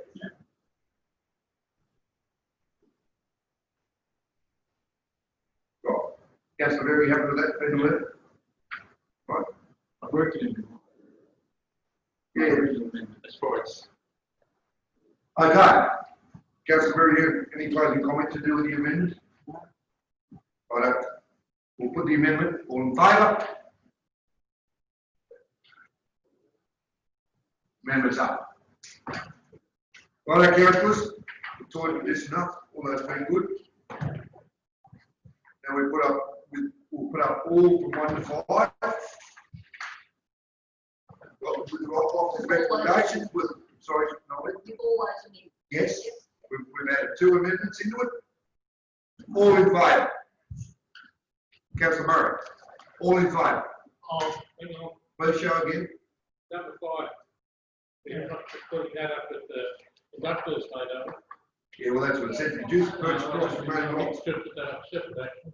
I just like to say a few words about that. All right, councillor, if you wish to deal with that as separate, it is in the report as part of this. Yeah, I know, it is, yeah. The only thing I was reckon about the price we get 50% of, I don't think that the 100%, they're not 100% realistic, a lot of them. I think we should have a meeting. You should negotiate with some of the real estate folks and get them in and see what they reckon they can sell for. It's not what then you can think yourself, well, if it's a real estate fellows, we'd have to might have a better idea and say, well, let's sell that for, let's sell it for 75,000 or whatever the case may be. But if you've got a definite set price, they could advertise them on a set price and not be able to come down here and negotiate with the general manager to see who you want. No, I think if we had a negotiation with the real estate folks, see what they come up with before we pass these numbers, these prices.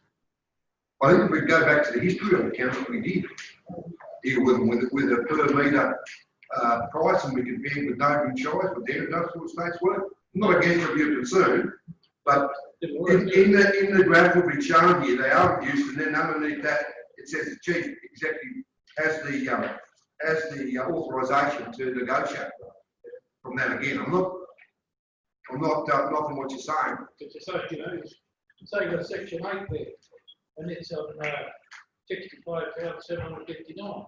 And somebody comes in there and wants to say, I'll give you 50,000 for it, and they come and negotiate with the CE, and it's just making a mockery of the show. You're like you're running a bloody Dutch auction. It should be set prices. But nothing happens until a report goes back to council. I know, but that's just got to get realistic prices put on the thing. If you've got the realistic price of the real estate model, at least you know where you stand. And that's the price, you know. There's no good having you're not going to sell a bloody horse for $100, and if somebody comes, I'll give you 4, you say, no, that's $100, $100. Councillor, what I'm going to do, I'm going to ask you if there's any, so you're not happy to put up this report with number 5 in there as it is? No, not Okay. like that. I just put, well, Is there any other, sorry, Councillor Petrie, we need to tie this up. Is there any other councillor support? Councillor Petrie? All right, Councillor Petrie, I'll ask you to, if you want to move an amendment to take it, as simple as this. To do with this? Well, give me something to think about, Councillor Petrie. We need to tie this up. If you move an amendment to take number 5 out, Yeah. and we've dealt with that at a later date. Oh, You have a think about that? Councillor Murray, you got a question to do with this? Yes, I have. Through you, Mr. Mayor, I'm looking at this economic development, which touched on for economic stimulus potentially, in the industrial park. Yes. It comes down to the general manager makes a decision. But No, council make a decision. Well, here I'm reading here, it says, chief executive. Yeah, Has to the negotiate. To negotiate. Yes. I just need some clarity. Well, councillor, If I come up, just as an example. Yep. Yep. As an example, if I come in and offer 20,000. Yep. To the general manager. Yep. What happens there? It comes back to council. Or it comes back to council? Always has, councillor. Well, They got. I just need time. Yes. No decision. See, he's got to negotiate, then they would do a report, then come back to council to make a decision on that. I'm correct, Mr. Chair? Yes, Ken. It's there for you, Councillor Murray. So that has been the practice right through this whole process. So the CE has always had the authority to negotiate on behalf of council. We've always come back to council with that confidential report to advise council of what is being proposed. And council then approve the sale of the soil. Or not. Or not, yeah. I may, yes, of course, just very quickly, just in relation to Councillor Petry's comment about pricing. The average pricing of the land that we've been selling has generally worked out around $25 a square metre through the negotiation process. These prices come to around about $23 a square metre. I have spoken with real estate representatives in town at different times about that particular price, and I think that's reasonable. Happy to go back and talk further and take on board what you say, but just wanted to know that's where the price currently sits. Okay. Councillor Petry, did you want to do something with number 5? Yeah, I just want to say we have a meeting with the real estate firm and double it out and get prices set in concrete what you want to sell them for, not rather than auction. Like, if somebody comes up and orders a negotiation. Councillor, I'll just stop you there. You can sell it. I want to get a second because, in fairness, everything we've done this morning, you've got time if you want to take number 5 out. Are you concerned about it? Okay. Yeah. So you want to take number 5 out and what to be dealt with at a later date? We'll deal with it after this, but that's what it's going on. No, well, That's what I'm taking out this. because no, I'll have to come back to council as a totally different report and bring it from there. If you're going to deal with it totally separate. Yep. All right. Councillor Brown, yes? Is Councillor Bible just asking that we up to with 4, up from 1 to 4? 5. And then deal with 5 separately, a separate vote, and then speak on 5 standalone, if we speak about it now, and then deal with the whole as one. My question, the question I had my hand up for was to Harry, if we accept the, like as you know, we asked for 3.5 years to reduce those prices by half. Would we then, if we do this, and knowing full well that, and it's no secret, it's a public available knowledge that those prices, those blocks we have been selling the last year, been going from 38 to 40% of the advertised price. If we do drop it by 50%, going on that previous negotiations, we can still then deduct it by the new price by a further 20%, which is 10% of the existing price. But would we be doing some sort of advertising that these are the new prices? Because I was always concerned that the listed current price was a deterrent to people even coming forward to be asked about negotiating further, whereas the half reduced price is a good incentive to think looking further. Councillor Petry, thank you for the question, and through you, you're exactly right. This does give us the ability to actually pay the industrial debate, because it's a realistic price that we can advertise. The issue that we've had in the past, and particularly with our industrial, with our vehicles, that they have not been able to promote the industrial estate because of the inflated price. It just haven't thought it worthwhile. This will actually give us the ability. So we can actually go out and advertise the industrial estate, and that's what we intend to do with the new prices. Right, no, Councillor Goldman, I'm going to go back to Councillor White. And it's just, it's my opinion, Councillor Michael Peake, you can move an amendment to take number 5 out, not putting words in your mouth. I think it deserves, if you do it, because of what Mr. Bolton said as our Senior Economic Development Officer, it deserves another report because you made some comments about the realistic value. Councillor, Mr. Bolton made the comments that the real estate agents have been involved. I think it needs to be dealt with as a separate thing. I have no issues with that. So it isn't to be supported what you said, Councillor Gorman. All that conversation around advertising and all that, all can be made once we make a decision about where we're going here. There is, in this report, there is a recommendation that we drop by 50%. You have concerns with that, Councillor Peake, so I'm giving you the opportunity to move an amendment to take 5 out and be dealt with either at the next meeting, in a separate report. Is that what you want to do? We'll do that, yeah. Take it out and deal with the next meeting. I think we'll do In a it. separate report? Oh, yeah. I'm not telling you what to do. In a separate report. Please yourself, trying to help you here. Do I have a second? Councillor Berry. Thank you. Go on. Speakers against. No, just hang on.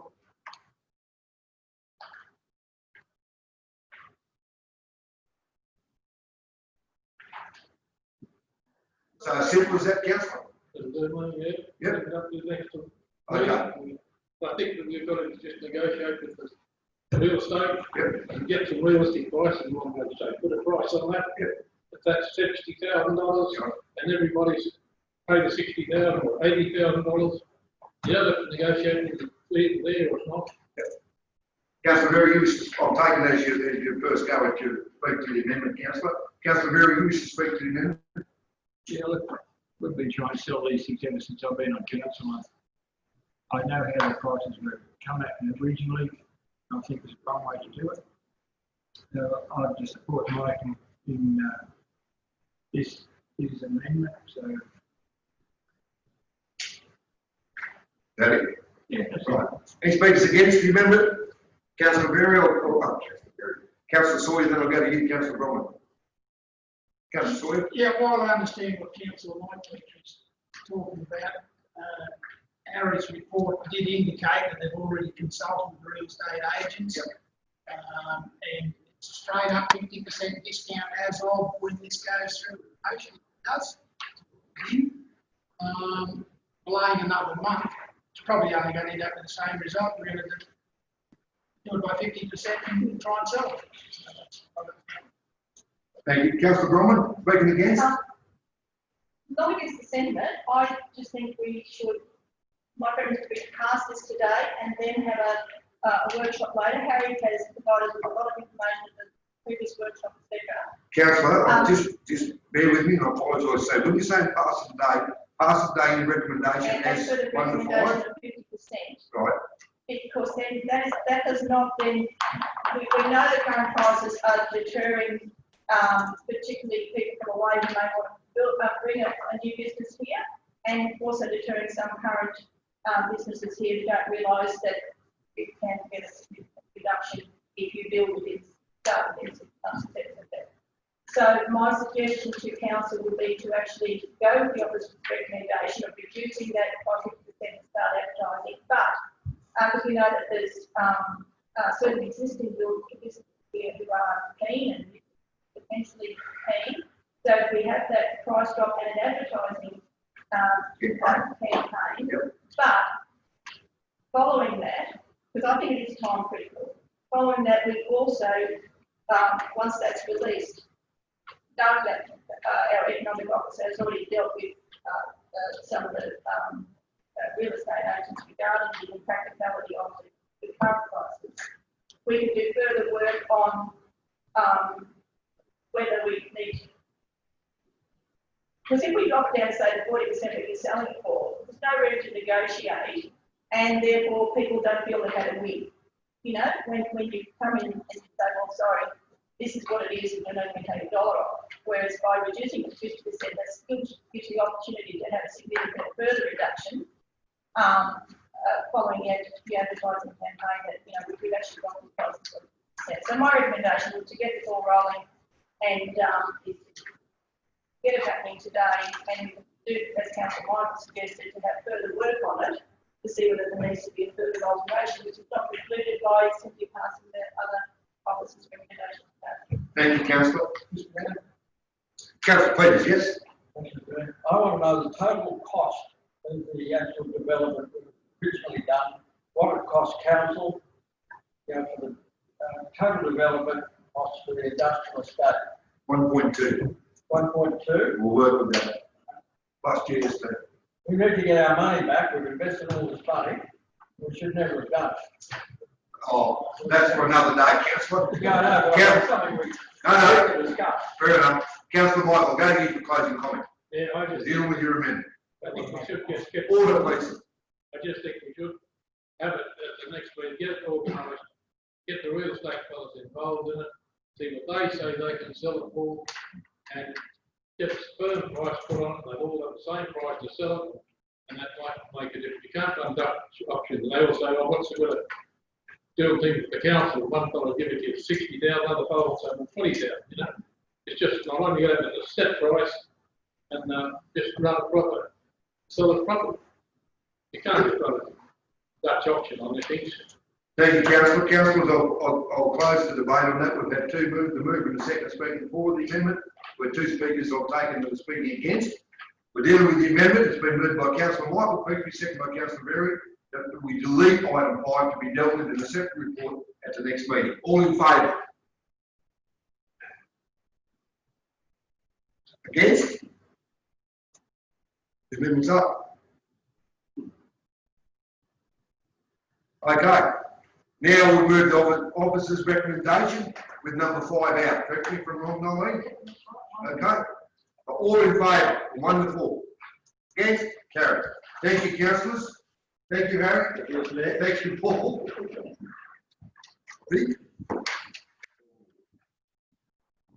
Right, councillors. Councillor, correct me if I'm wrong, in our hard copy, move on to page 62. It's item GOB 39/20, it's a monthly operational report. Can I move to second to deal with this one, please? Councillor Sawyer, thank you. Second by councillor Michael Petrie, thank you. I hand over to our chief executive to present the report. Or... Through Mr. Mayor, happy to accept questions by exception. Any questions to our CEO or staff to do with the monthly report? Councillor Berry, yes? Mr. Mayor, I wasn't going to, but I had a person come to me yesterday that lives across from the list of 12 parks and they're going to finish, but numerous people still stopping there to go to work at Travis. There's no choice between Urbanville, they're operational, or the units of work between Urbanville and Tenterfield or wouldn't. I'll go towards something here. Yeah, but a lot of people won't use them. Okay. Especially women. So we can't use the toilets in all of this list? You can, but how's the trouble going to know? Yeah, and that's the problem. Yes. Not enough trees to pass those. Comment down the back? Yes, through you, Mr. Mayor, the absolute final completion date is the 31st of October, but it is anticipated that will be before then. The only delay we're experiencing with the construction fees at the moment is the plumbing, which is coming out of Melbourne. Might add something. We're hoping that we finish well before we do. But as you mentioned, that there are available.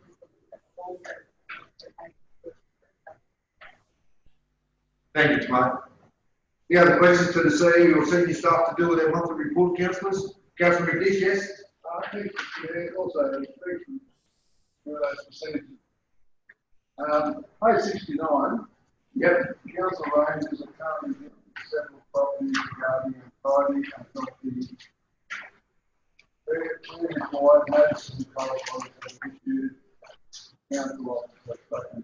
It's your old acorn, you always love council. That's why I'll just the question, that goes down on where it's getting first spot today. Somebody know where we're up to on that, please? Or? Yes, through you, Mr. Mayor, it is an ongoing situation.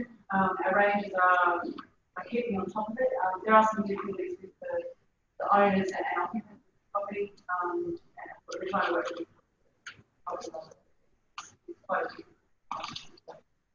When you say working with them, what do you mean by that? So a ranger are in contact with the owner. There are some issues with owners on private issues. Like a family thing. Difficulty with dealing with. Okay. Not having it yet, but I realise it's such an eyesore, and I'm probably one of the busiest roads that everyone sees it, everyone comments on it. People say to me, why doesn't the council doing something about it? Yeah, question. Sorry, Mr. Mayor. I think it would probably be worthwhile, because I have been briefed by Kylie on it some time ago. It is fairly complex and there's other underlying issues. I think it'd be worthwhile if council would receive a confidential report detailing where we're up to with all of them. There's about half a dozen. There's one in Duncan Street. There's one in Loading Street. There's one on Mountain Road, and there's quite a few of them. And they're all at different stages. And I think it'd be worthwhile for a confidential report to be made to council where we're up to with it, because number one, they're all different, and they're all it is quite complex, and they're all at different levels of negotiation, really, and that may help councillors understand what's causing the hold-ups. And I thank you, Mr. Chair. That's a really good suggestion. And Councillor Nish, I know with your experience as a councillor in many, many years, that, and I agree with you, we've seen nothing done there. I know, but it is, it is a very touchy thing, but I think that's the best outcome. We can be in a confidential report, we can deal with it and learn a lot more. Okay, you happy with that? Thanks, Mr. Chair. Now, the questions to do with the monthly report, councillors. Councillor Michael, yes? Just say what else on this job to have a look around Jennings too. Yeah. You're referring to my place? No. I'm not Councillor Brown, you have a question to do with the monthly report? Yes, this is page 76. Yes. Down at the bottom, there's Crown Land, and there's land, just going on, process the land scan. Just wondering what the intention to do with it. Page 76, councillor? Yes. Which part of your, Right down the bottom, under the Virgin. of Memorial Hall? No. No? Van Hall, Stock Hall's right at the bottom. Oh, okay, yep. This is about acquiring the land around the Van Hall. Yep. So what's the question, councillor? What is the intention to do? Okay. Thank you. Mike, did you have anything? Previous now, I might just take that one on notice. We have supplied funding to parking.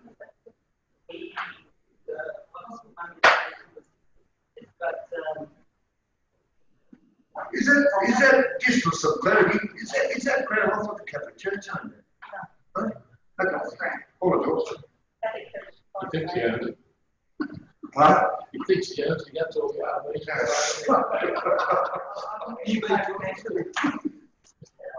Car parking was, or RV parking. And also the parking about it. I do believe Chris gifted that to someone else. Oh, that's where we were with one company. Many years ago? Many years. Okay. Councillor Brown, you have anything else? Any other questions to do with the monthly report, councillors?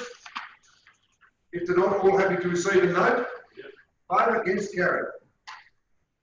Councillor moving to page 63, hard copy, titled GRB 40/20, local government as far as the annual conference, 22nd and 24th November. Further moving to second review of this, please. Councillor Michael, thank you. Second, please.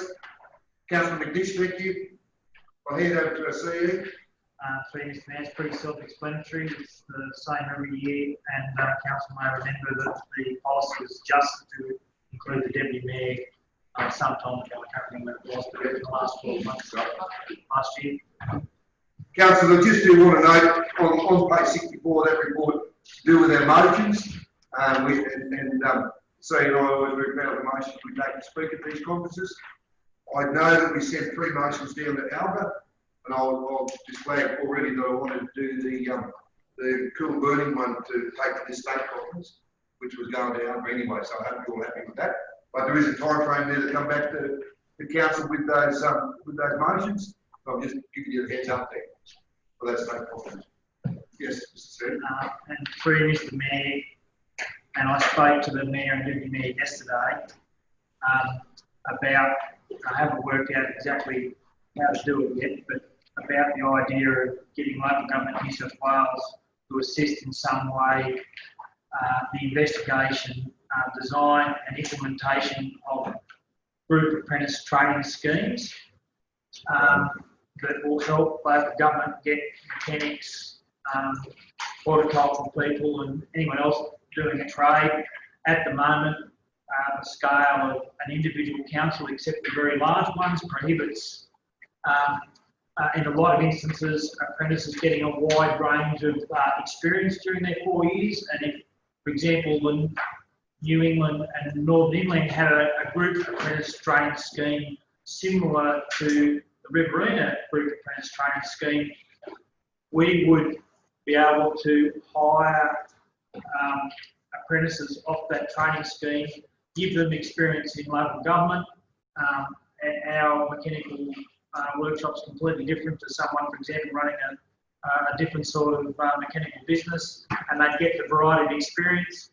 What's happening with many councils is the workshop managers are failing in their job if they're not just preventative maintenance type people. And preventative maintenance to a young potential apprentice isn't that exciting, whereas full engine rebuilds or working underground in a mine or something like that is very exciting. So it's difficult for local government if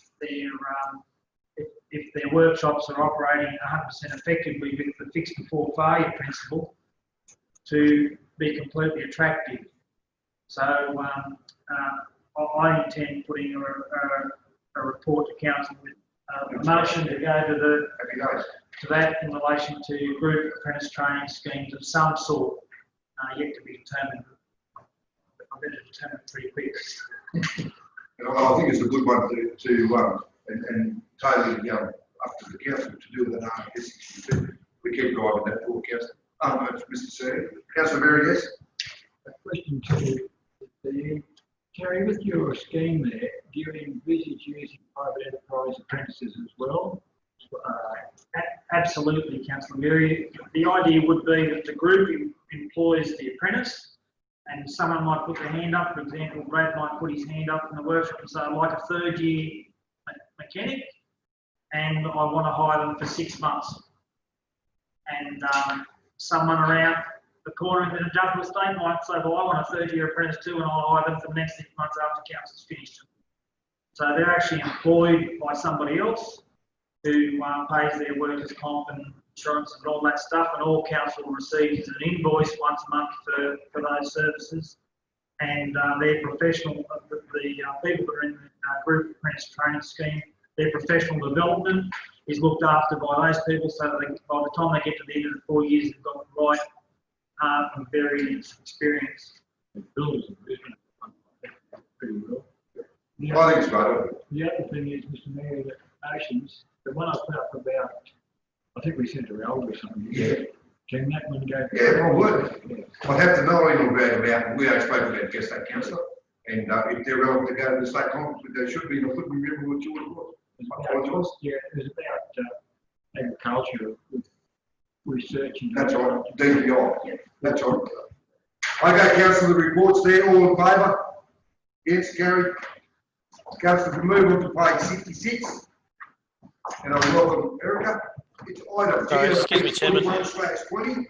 Tenterville Shire Customer Satisfaction Survey 220. Move to second here, please. Councillor Michael, thank you. Second by Councillor Berry. And I'll hand over to Manager of Customer Service Governance Records. Erica.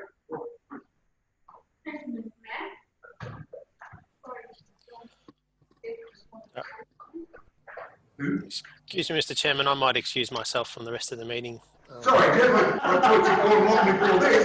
No, that's all right. It seems like you've moved on to other agenda. No charges. Thanks for very that much for your last time. hour. Right, Eric, I apologize. And that's a beautiful grade. Thank you very much. Heirloom, some- Good morning, councillors. The purpose of this report is to present the Tenfield Shire Council Customer Satisfaction Survey 2025 report, which you will have in full an attachment booklet for attachment number 7 for your reference. As required under Council's integrated planning and reporting framework, Council undertakes a survey of Tenfield Shire residents every 2 years to promote and support community involvement in council decision-making processes. The last Tenfield Shire Council Customer Satisfaction Survey was undertaken by Iris Research in 2018. So the Customer Satisfaction Survey this year was undertaken between 20th May and 2nd of June 2020. 402 residents were surveyed by Iris Research Services by telephone or internet.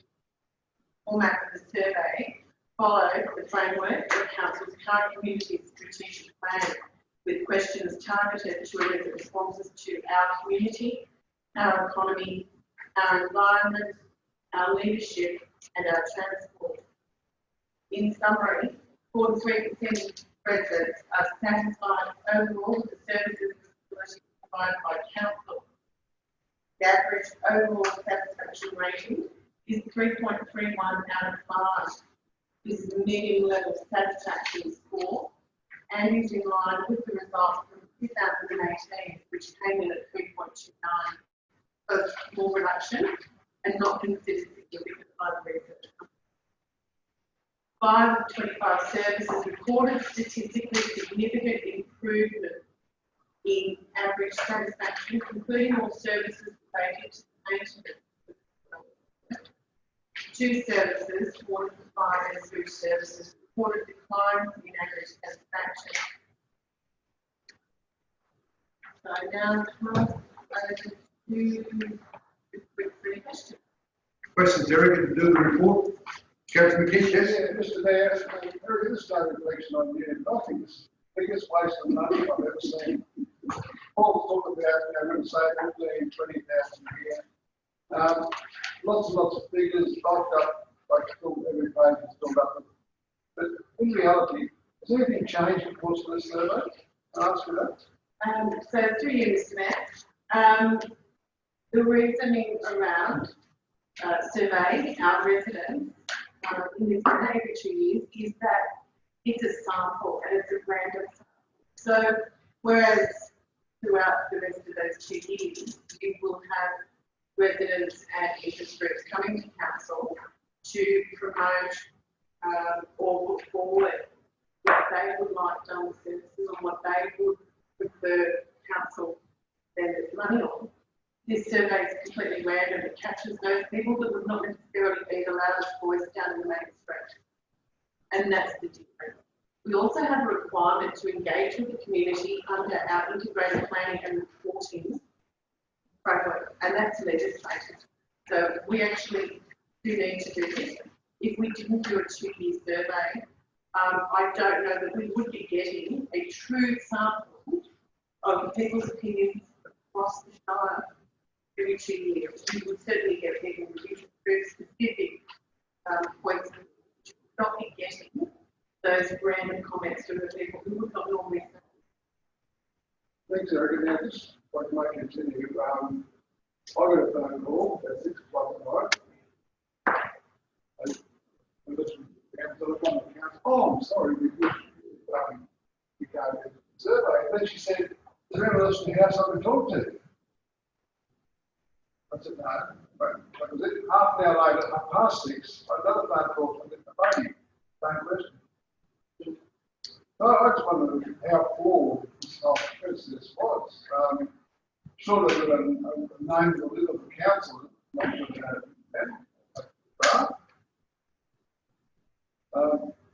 I just question the whole thing.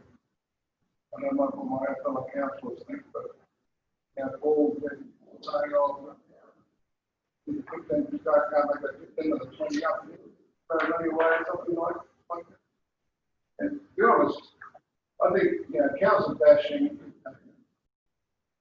back to life in every council. Well, sport. National sport, yeah, that's just there. And I think, you know, at the end of the day, we're happy that Saturday night because the council, I just can't see the point in the whole exercise. So you said it's mandatory. Through you, Ms. Mayor, yes, it is part of our integrated planning and reporting framework, and that is the basis on which the council operates and the purposes, including engagement with the community. So council makes the decision itself to make it mandatory. No, the legislation is taken. So we've got to hear you. Any other questions to Erica to do the report? Councillor Murray, yes? So it's mandatory, but that is how you implement it, is that correct? There are other ways you could implement it. Is that correct?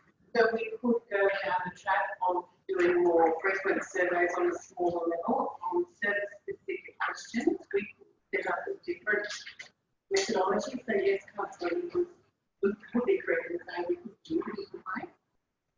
In terms of cost effectiveness for the council operation of our side, we get, well, certainly it appears we get better value in doing this every 2 years instead of doing multiple core surveys around each of those services, following more engagement one-on-one sessions, and certainly in the current climate, that's not possible.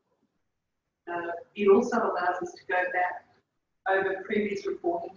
So now, with the fact that integrated planning and reporting has been in place for a number of years, we have the results of 3 sets of surveys.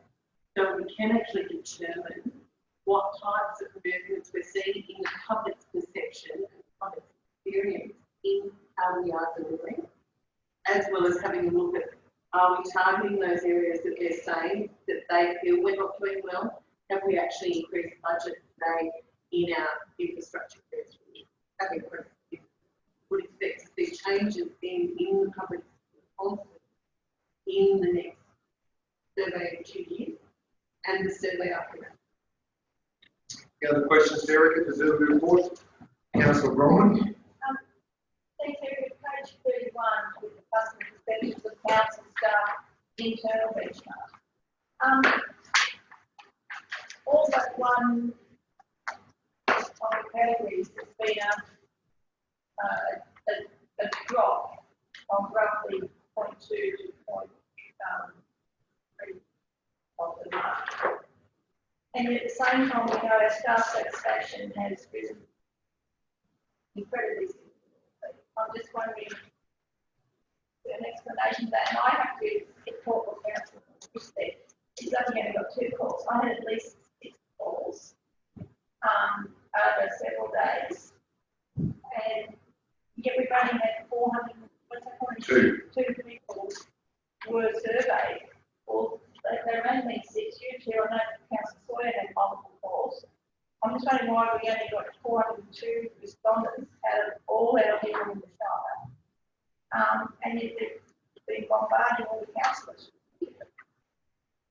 Through you, Ms. Mayor, so the number of residents that are actually surveyed is set, and the reason we've got over 400 is because they received an additional 2 online submissions. They also only include those responses that were. I do apologise that you received 6 calls. I was given some information during the survey about people have received 2 calls, and I think that was really period. I spoke with the research company. There has been with the allocation of numbers. So I'm very sorry that did occur to you. But the 400 is the number that is set for each survey, and that also gives you, so it's setting the benchmark for each year, so that you've got certainty around how many numbers on. And back to the customer satisfaction. Yes. I was a bit surprised by that, given that I thought we'd happy staff, they'd be happy. It was 2 units, man, that will always be that way because of the again, it has been a very difficult 2-year period. So when you consider the aspect of the drought, more fire emergency issue, certainly elsewhere throughout the survey, it doesn't play out that there is any significant drop in this action. These are small changes as the certainly introduction of new technologies around the way that they access, the way that the customers and residents access information from council. The new telephone system is certainly some issues around that. The data system. And so that's what we would hope to see an improvement back, in the next survey period.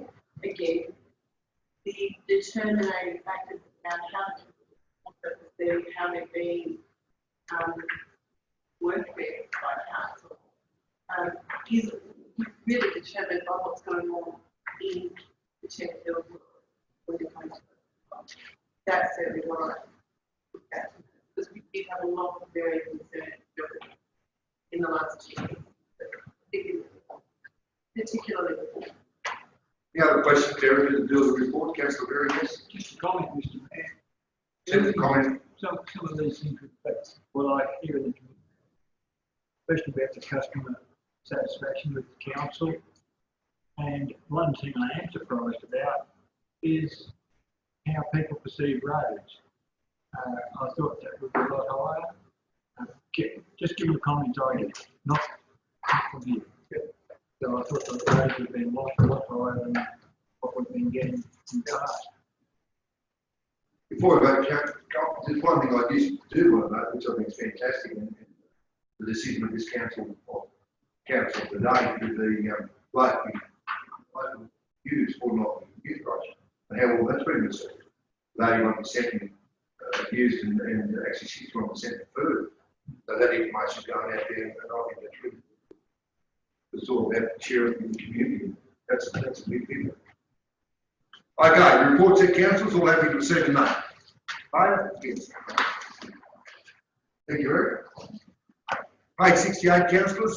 Item GFE 42/20, council superannuation discussion paper. Can I have a move in a second here, please? Councillor Berry, thank you. Second, please. Councillor Bromman, thank you. I'll hand over to Manager of Finance and Technology. Jess, welcome. It's all yours, kid. Through you, Mr. Mayor. Yep. So this report is on council superannuation discussion paper. The purpose of this report is to inform council and the outcomes of the consultation. The discussion paper issued by the council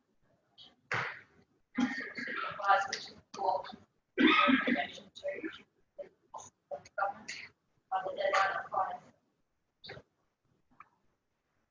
It's really just a matter of which option would like to to and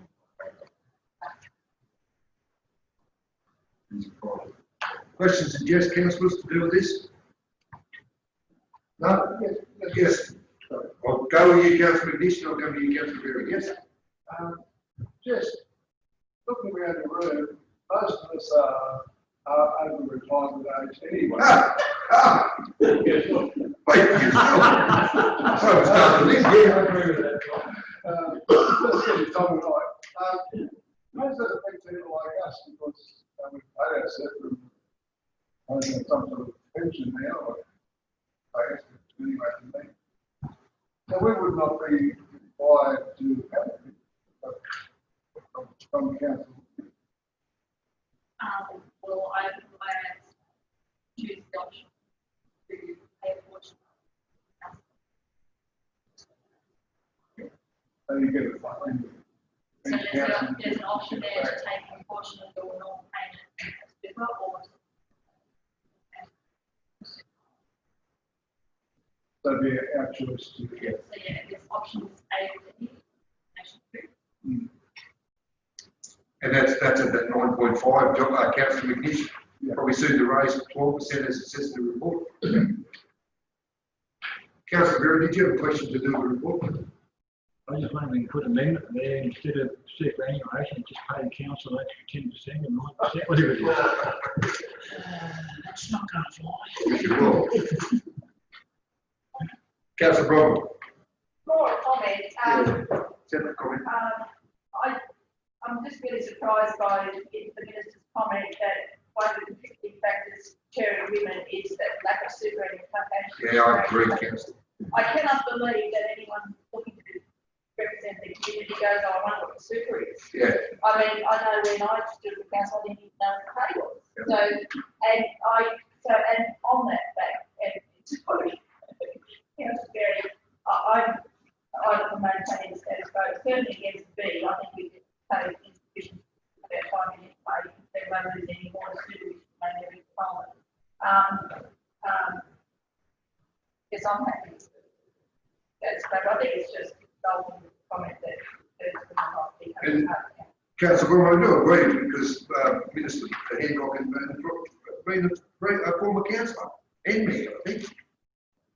She's from local government. Yeah, I know. Yeah. I mean, to say that, women don't join council, Well, of course they don't receive it. I disappointed you with respect that you threw the woman card out, actually. I mean, obviously that's been reported to her by someone. Yeah. But it must be a very strange type of person who wants to represent the community, but is determined whether they do it or not by whether or not they get a bit of super. I think they'd be better off looking at what councils actually pay the council vary rather than what to do. But I'm either to maintain the status quo or if people do want super, I can see where it comes out of existing fees. So what do we do, councillors? So the officer's recommendations there. Well, I'm suggesting I maintain the I'll second that.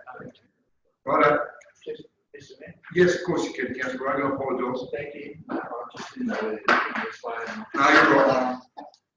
Look, considering what Councillor McNish said, because obviously that's the first thing that I would have thought of. The second thing I thought of was Councillor Broderick said, why was the gender code even mentioned? But given that this is for councils right across the board, it's not just us. And ages, averages might be different. I'd support, in item 2, option D, which gives, if the act's amended to give councils an option, whether they pay into a council superannuation annuation fund or whether they don't. Because I would imagine if the decision was making to do that, they would take it to the relevant council for a vote anyway. So that way you're killing two birds with one stone. You're allowing them to make their own choice. It's not just about us. Councillor Sawyer. Thanks, Mr. Mayor. I'd endorse Councillor Reagan's comments because this is across the board.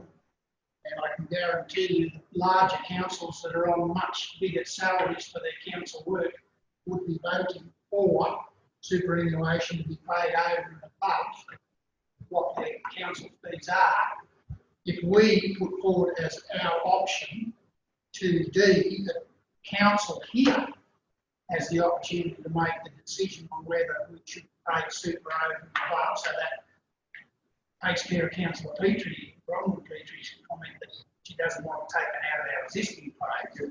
So council would be given the option under D to pay over and above appropriate level superannuation if we so wish, and not being bound by a decision that will go through. There will be superannuation on councillors. Okay, councillors. What we will do, because we've got options there, and Councillor Bromwell and Councillor Berry, that we select, we go with that with maintain the status quo. Do you want to vote on that and then go back to D, or are we happy to do D? Right, Councillor Sawyer, I'll go back to you to put that up, that we support D. Okay, I move that we forward to the local government, topics of local government, that this council supports option 2D under the system. Councillor Bromwell, you're happy to second that? Yeah. Okay. Yes, Councillor Berry. I'd like to speak against that. Well, you'll get an opportunity. Do you want to speak to that, Councillor?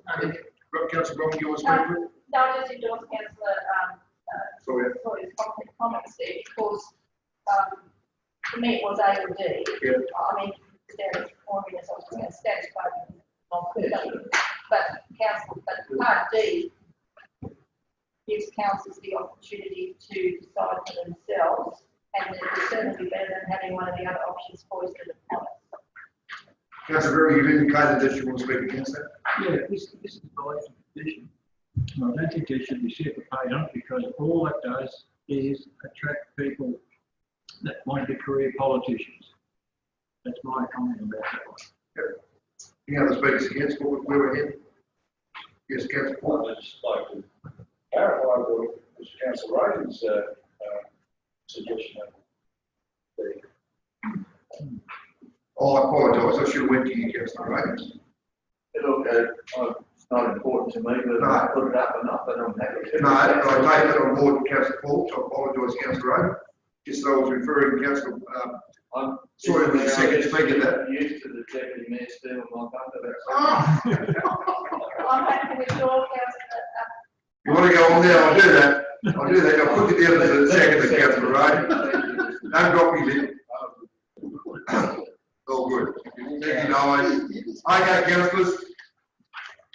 The motion's up there that councillor to deal with this recommendation, that we go with D, all in favour? Again, thank you. I'm sorry, no, we need to. Okay. All in favour of the recommendation? The rest? Against? Thank you, Noel. There we go. How do you record your thing against? Chris, you can do it if you want. is it just against the motion? You're right. Councillor Berry vote again.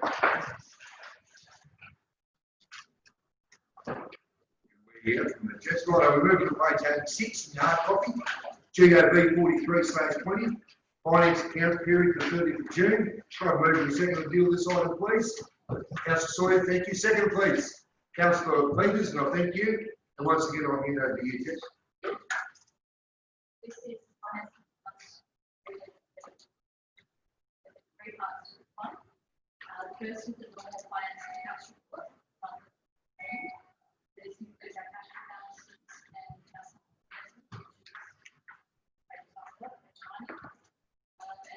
And there's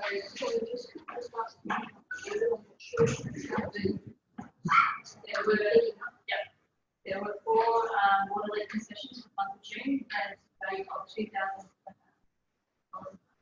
And then the second part of the report is dealing with our long-term financial plan update.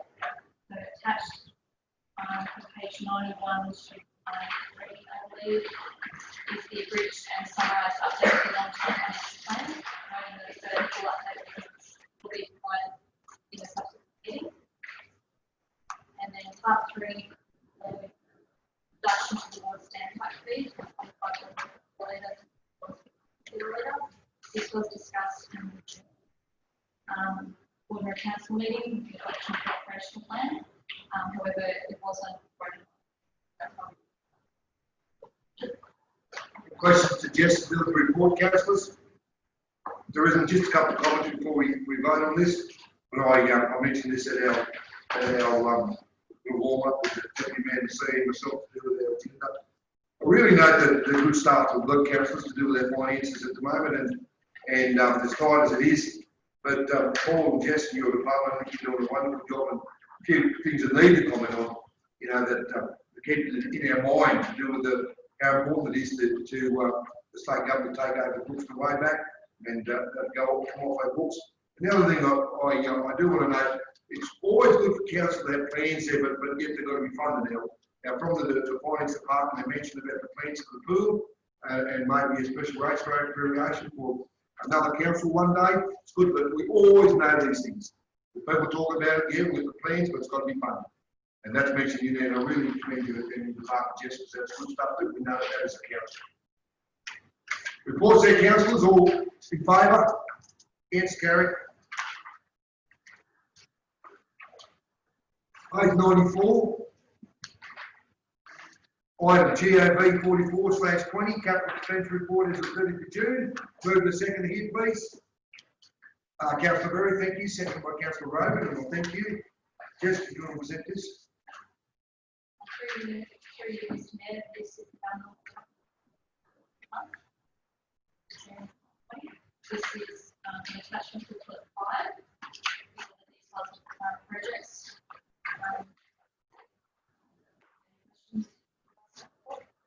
Any questions? Do the report. All in favour to receive and note? Against? Carried. Page 96, councillors. Item GOB 45/20, reports on loan balances. Move the second here, please. Councillor Mike Peakley, thank you. Second, please. Councillor Brian Murray, I thank you. Jess, what's the game? So this, purpose of this report is to the council of loan balances. So this was at $10,309,110.28.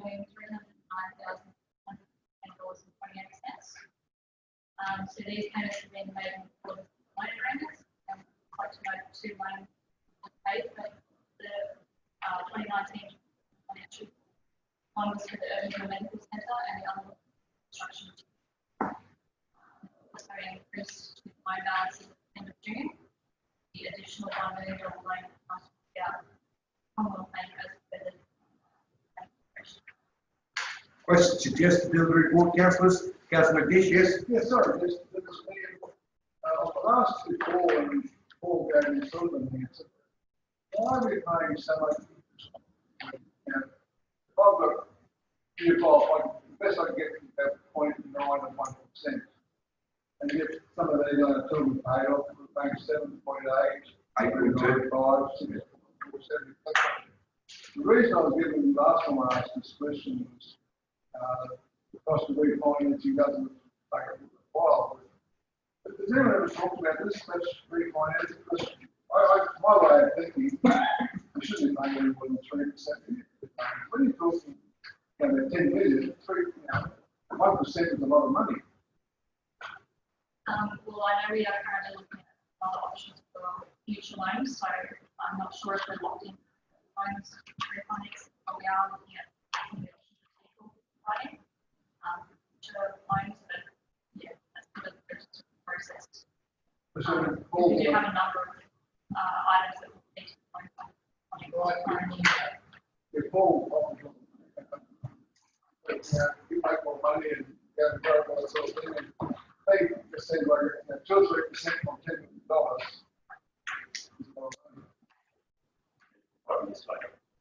Here he is. Yeah, certainly the answer I can give Dan is the cost of refinancing. You still have to pay out the existing loan plus the interest, so you don't gain anything. When we take out the fixed rate, the loan, if the loans are a variable rate, then yes, we don't pay it out. Reach financial benefit from it. But because at the time the loans were taking fixed rate, obviously years ago when interest rates were quite high, kind of stuck with them.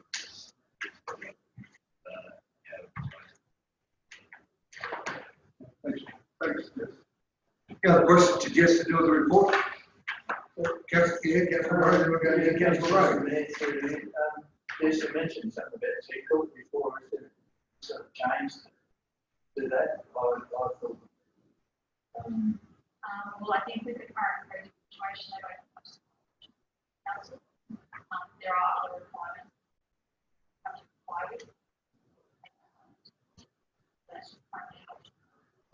Is there any, sorry, follow-up question, is there interest rates, it was around sort of around 2% or something? I'm not sure. Projects are as well, like you take a loan out again, they also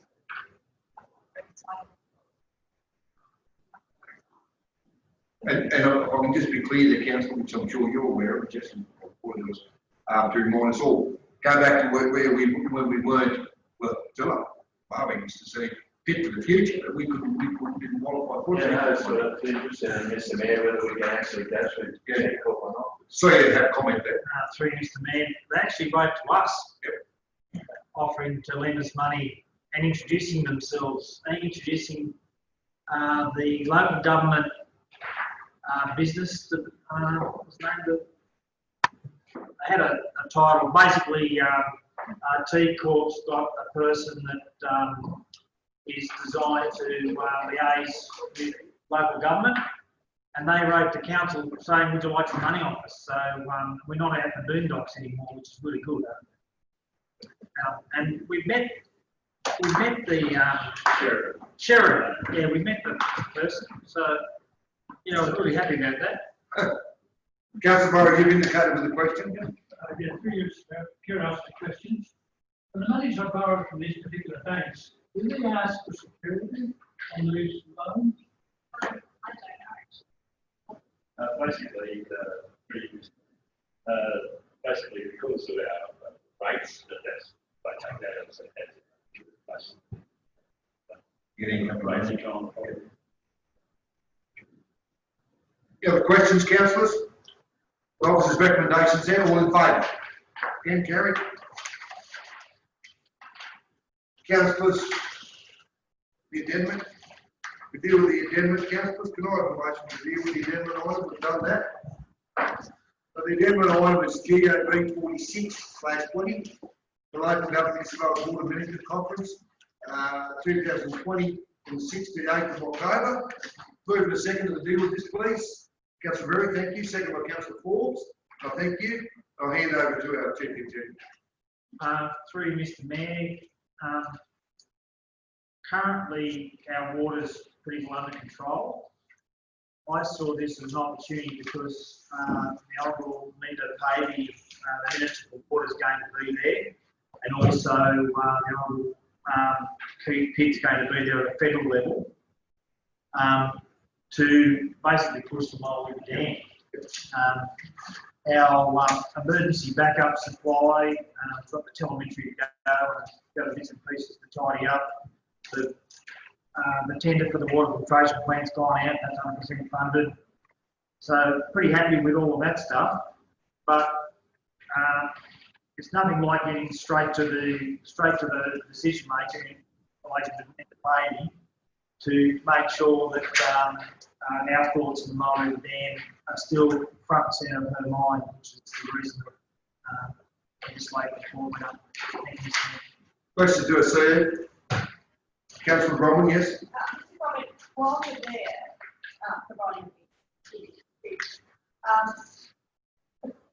water issues out there at the moment would include, I presume they will be discussed there somehow, but the finally Narrabri gas project, as well as the extension to the Wainaden line in that area, concern regarding the artesian base. I think that just going to be mindful of that during that. So it was Whitehaven Coal, Yeah, and the extend the gas at Narrabri was advertised on TV. Yeah. and the potential impact on that. I think there's a bit to do with those site visits too, Councillor. Maybe four. No more questions, councillors, all happy to receive a note? Against, carried. Councillors, that's the end of our report. We go to reports of committees and delegates. First one from page 99. It's item RC 16/20. Councillor Sawyer, read the delegate, you happy to move that one? Yes, thank you. Second, please. Councillor Mulgrogan, thank you. Councillor Sawyer, did you wish to speak? No, it was just a very, very short AGM, followed by a little bit longer. Thank you. Questions, councillors? To do with the CE's report coming from the March conference. Councillor Forbes, you were down there, weren't you? Councillor Forbes? Yeah. You were down at the Murray-Darling conference? Yeah. Just a couple of questions to do. What's the centre of excellence that they're speaking of in this report? Centre of Excellence, there is my understanding is I recall is there's one of their new staff members, he's going to go around courses, etc., to help local government areas, concerned about the Murray-Darling situation. That's basically what I understand. Oh, okay. Yeah. There's a new fellow they got online down there, I think he's ex-Air Force actually. All right. Which I've got great concerns about. All right. But If he was Navy, he'd be right. he'd be all right. Across the army, he'd be okay. And the other question, councillor, and it's only, because I read the MDA division 2025, with the 18-month extension consultation, I've asked the deputy mayor, because I follow this a bit, are they still waiting for something to be released from the New South Wales government? I know there was an issue there. I just wonder whether it was to do with this thing. You're not aware of anything there? No. Okay. Yeah, well, apologise, councillor Brown, yes. Just a question, I did previously ask before the meeting about getting a copy of, an electronic copy of the report, because it has got some linkages, and Nolan has advised that she's able to do that for us. Okay, thank you. And also a query regarding, Barcelona, that's an excellent, but two down in that, the basic leadership program. Just wondering what that program is in the face-to-face with anyone from here has applied to be part of that. So on page 103, third dot point down at the top. They're having a face-to-face with Mildura, so you're agreeing with that? Yes, Yeah. I just wondering what is the basic program and whether anyone has applied to be part of it. Another? Through you, Mr. Mayor, nobody from here I'm aware of it. Going back when it first came up as an option, but it's available to anybody, not necessarily making government. This is how you they made their submission, or they can make their submission to be considered for inclusion in the program. I'd suggest that not. I would suggest that New South Wales might be going to the border. Apologise. The report's there. All having received a note, all in favour. Again, Kerry? Councillor, we move on to our next report, which is to do with the Audit and Risk Committee. It's on page 104 in your hard copy. It's item RC 17/20. Got to move to second to deal with this, please. Councillor Paul, yes. Second by Councillor Brian Peake, thank you. Eric is still about. Gorskies. Is there any questions? I'm sure the CEO will be able, but I do want to know to do with the, on page 108, to do with the renewal asset, highest asset renewal in the state. We set forth, I think that's something good for us all to know out of this report. Any questions to the CEO to do with the report? Councillor Bromwell. Way finance, sorry, yes? So I just wanted to mention we wrote to Global Council about the name. Was there any response from them, Mr. City? Through Mr. Mayor, not just it's only closed on the 17th.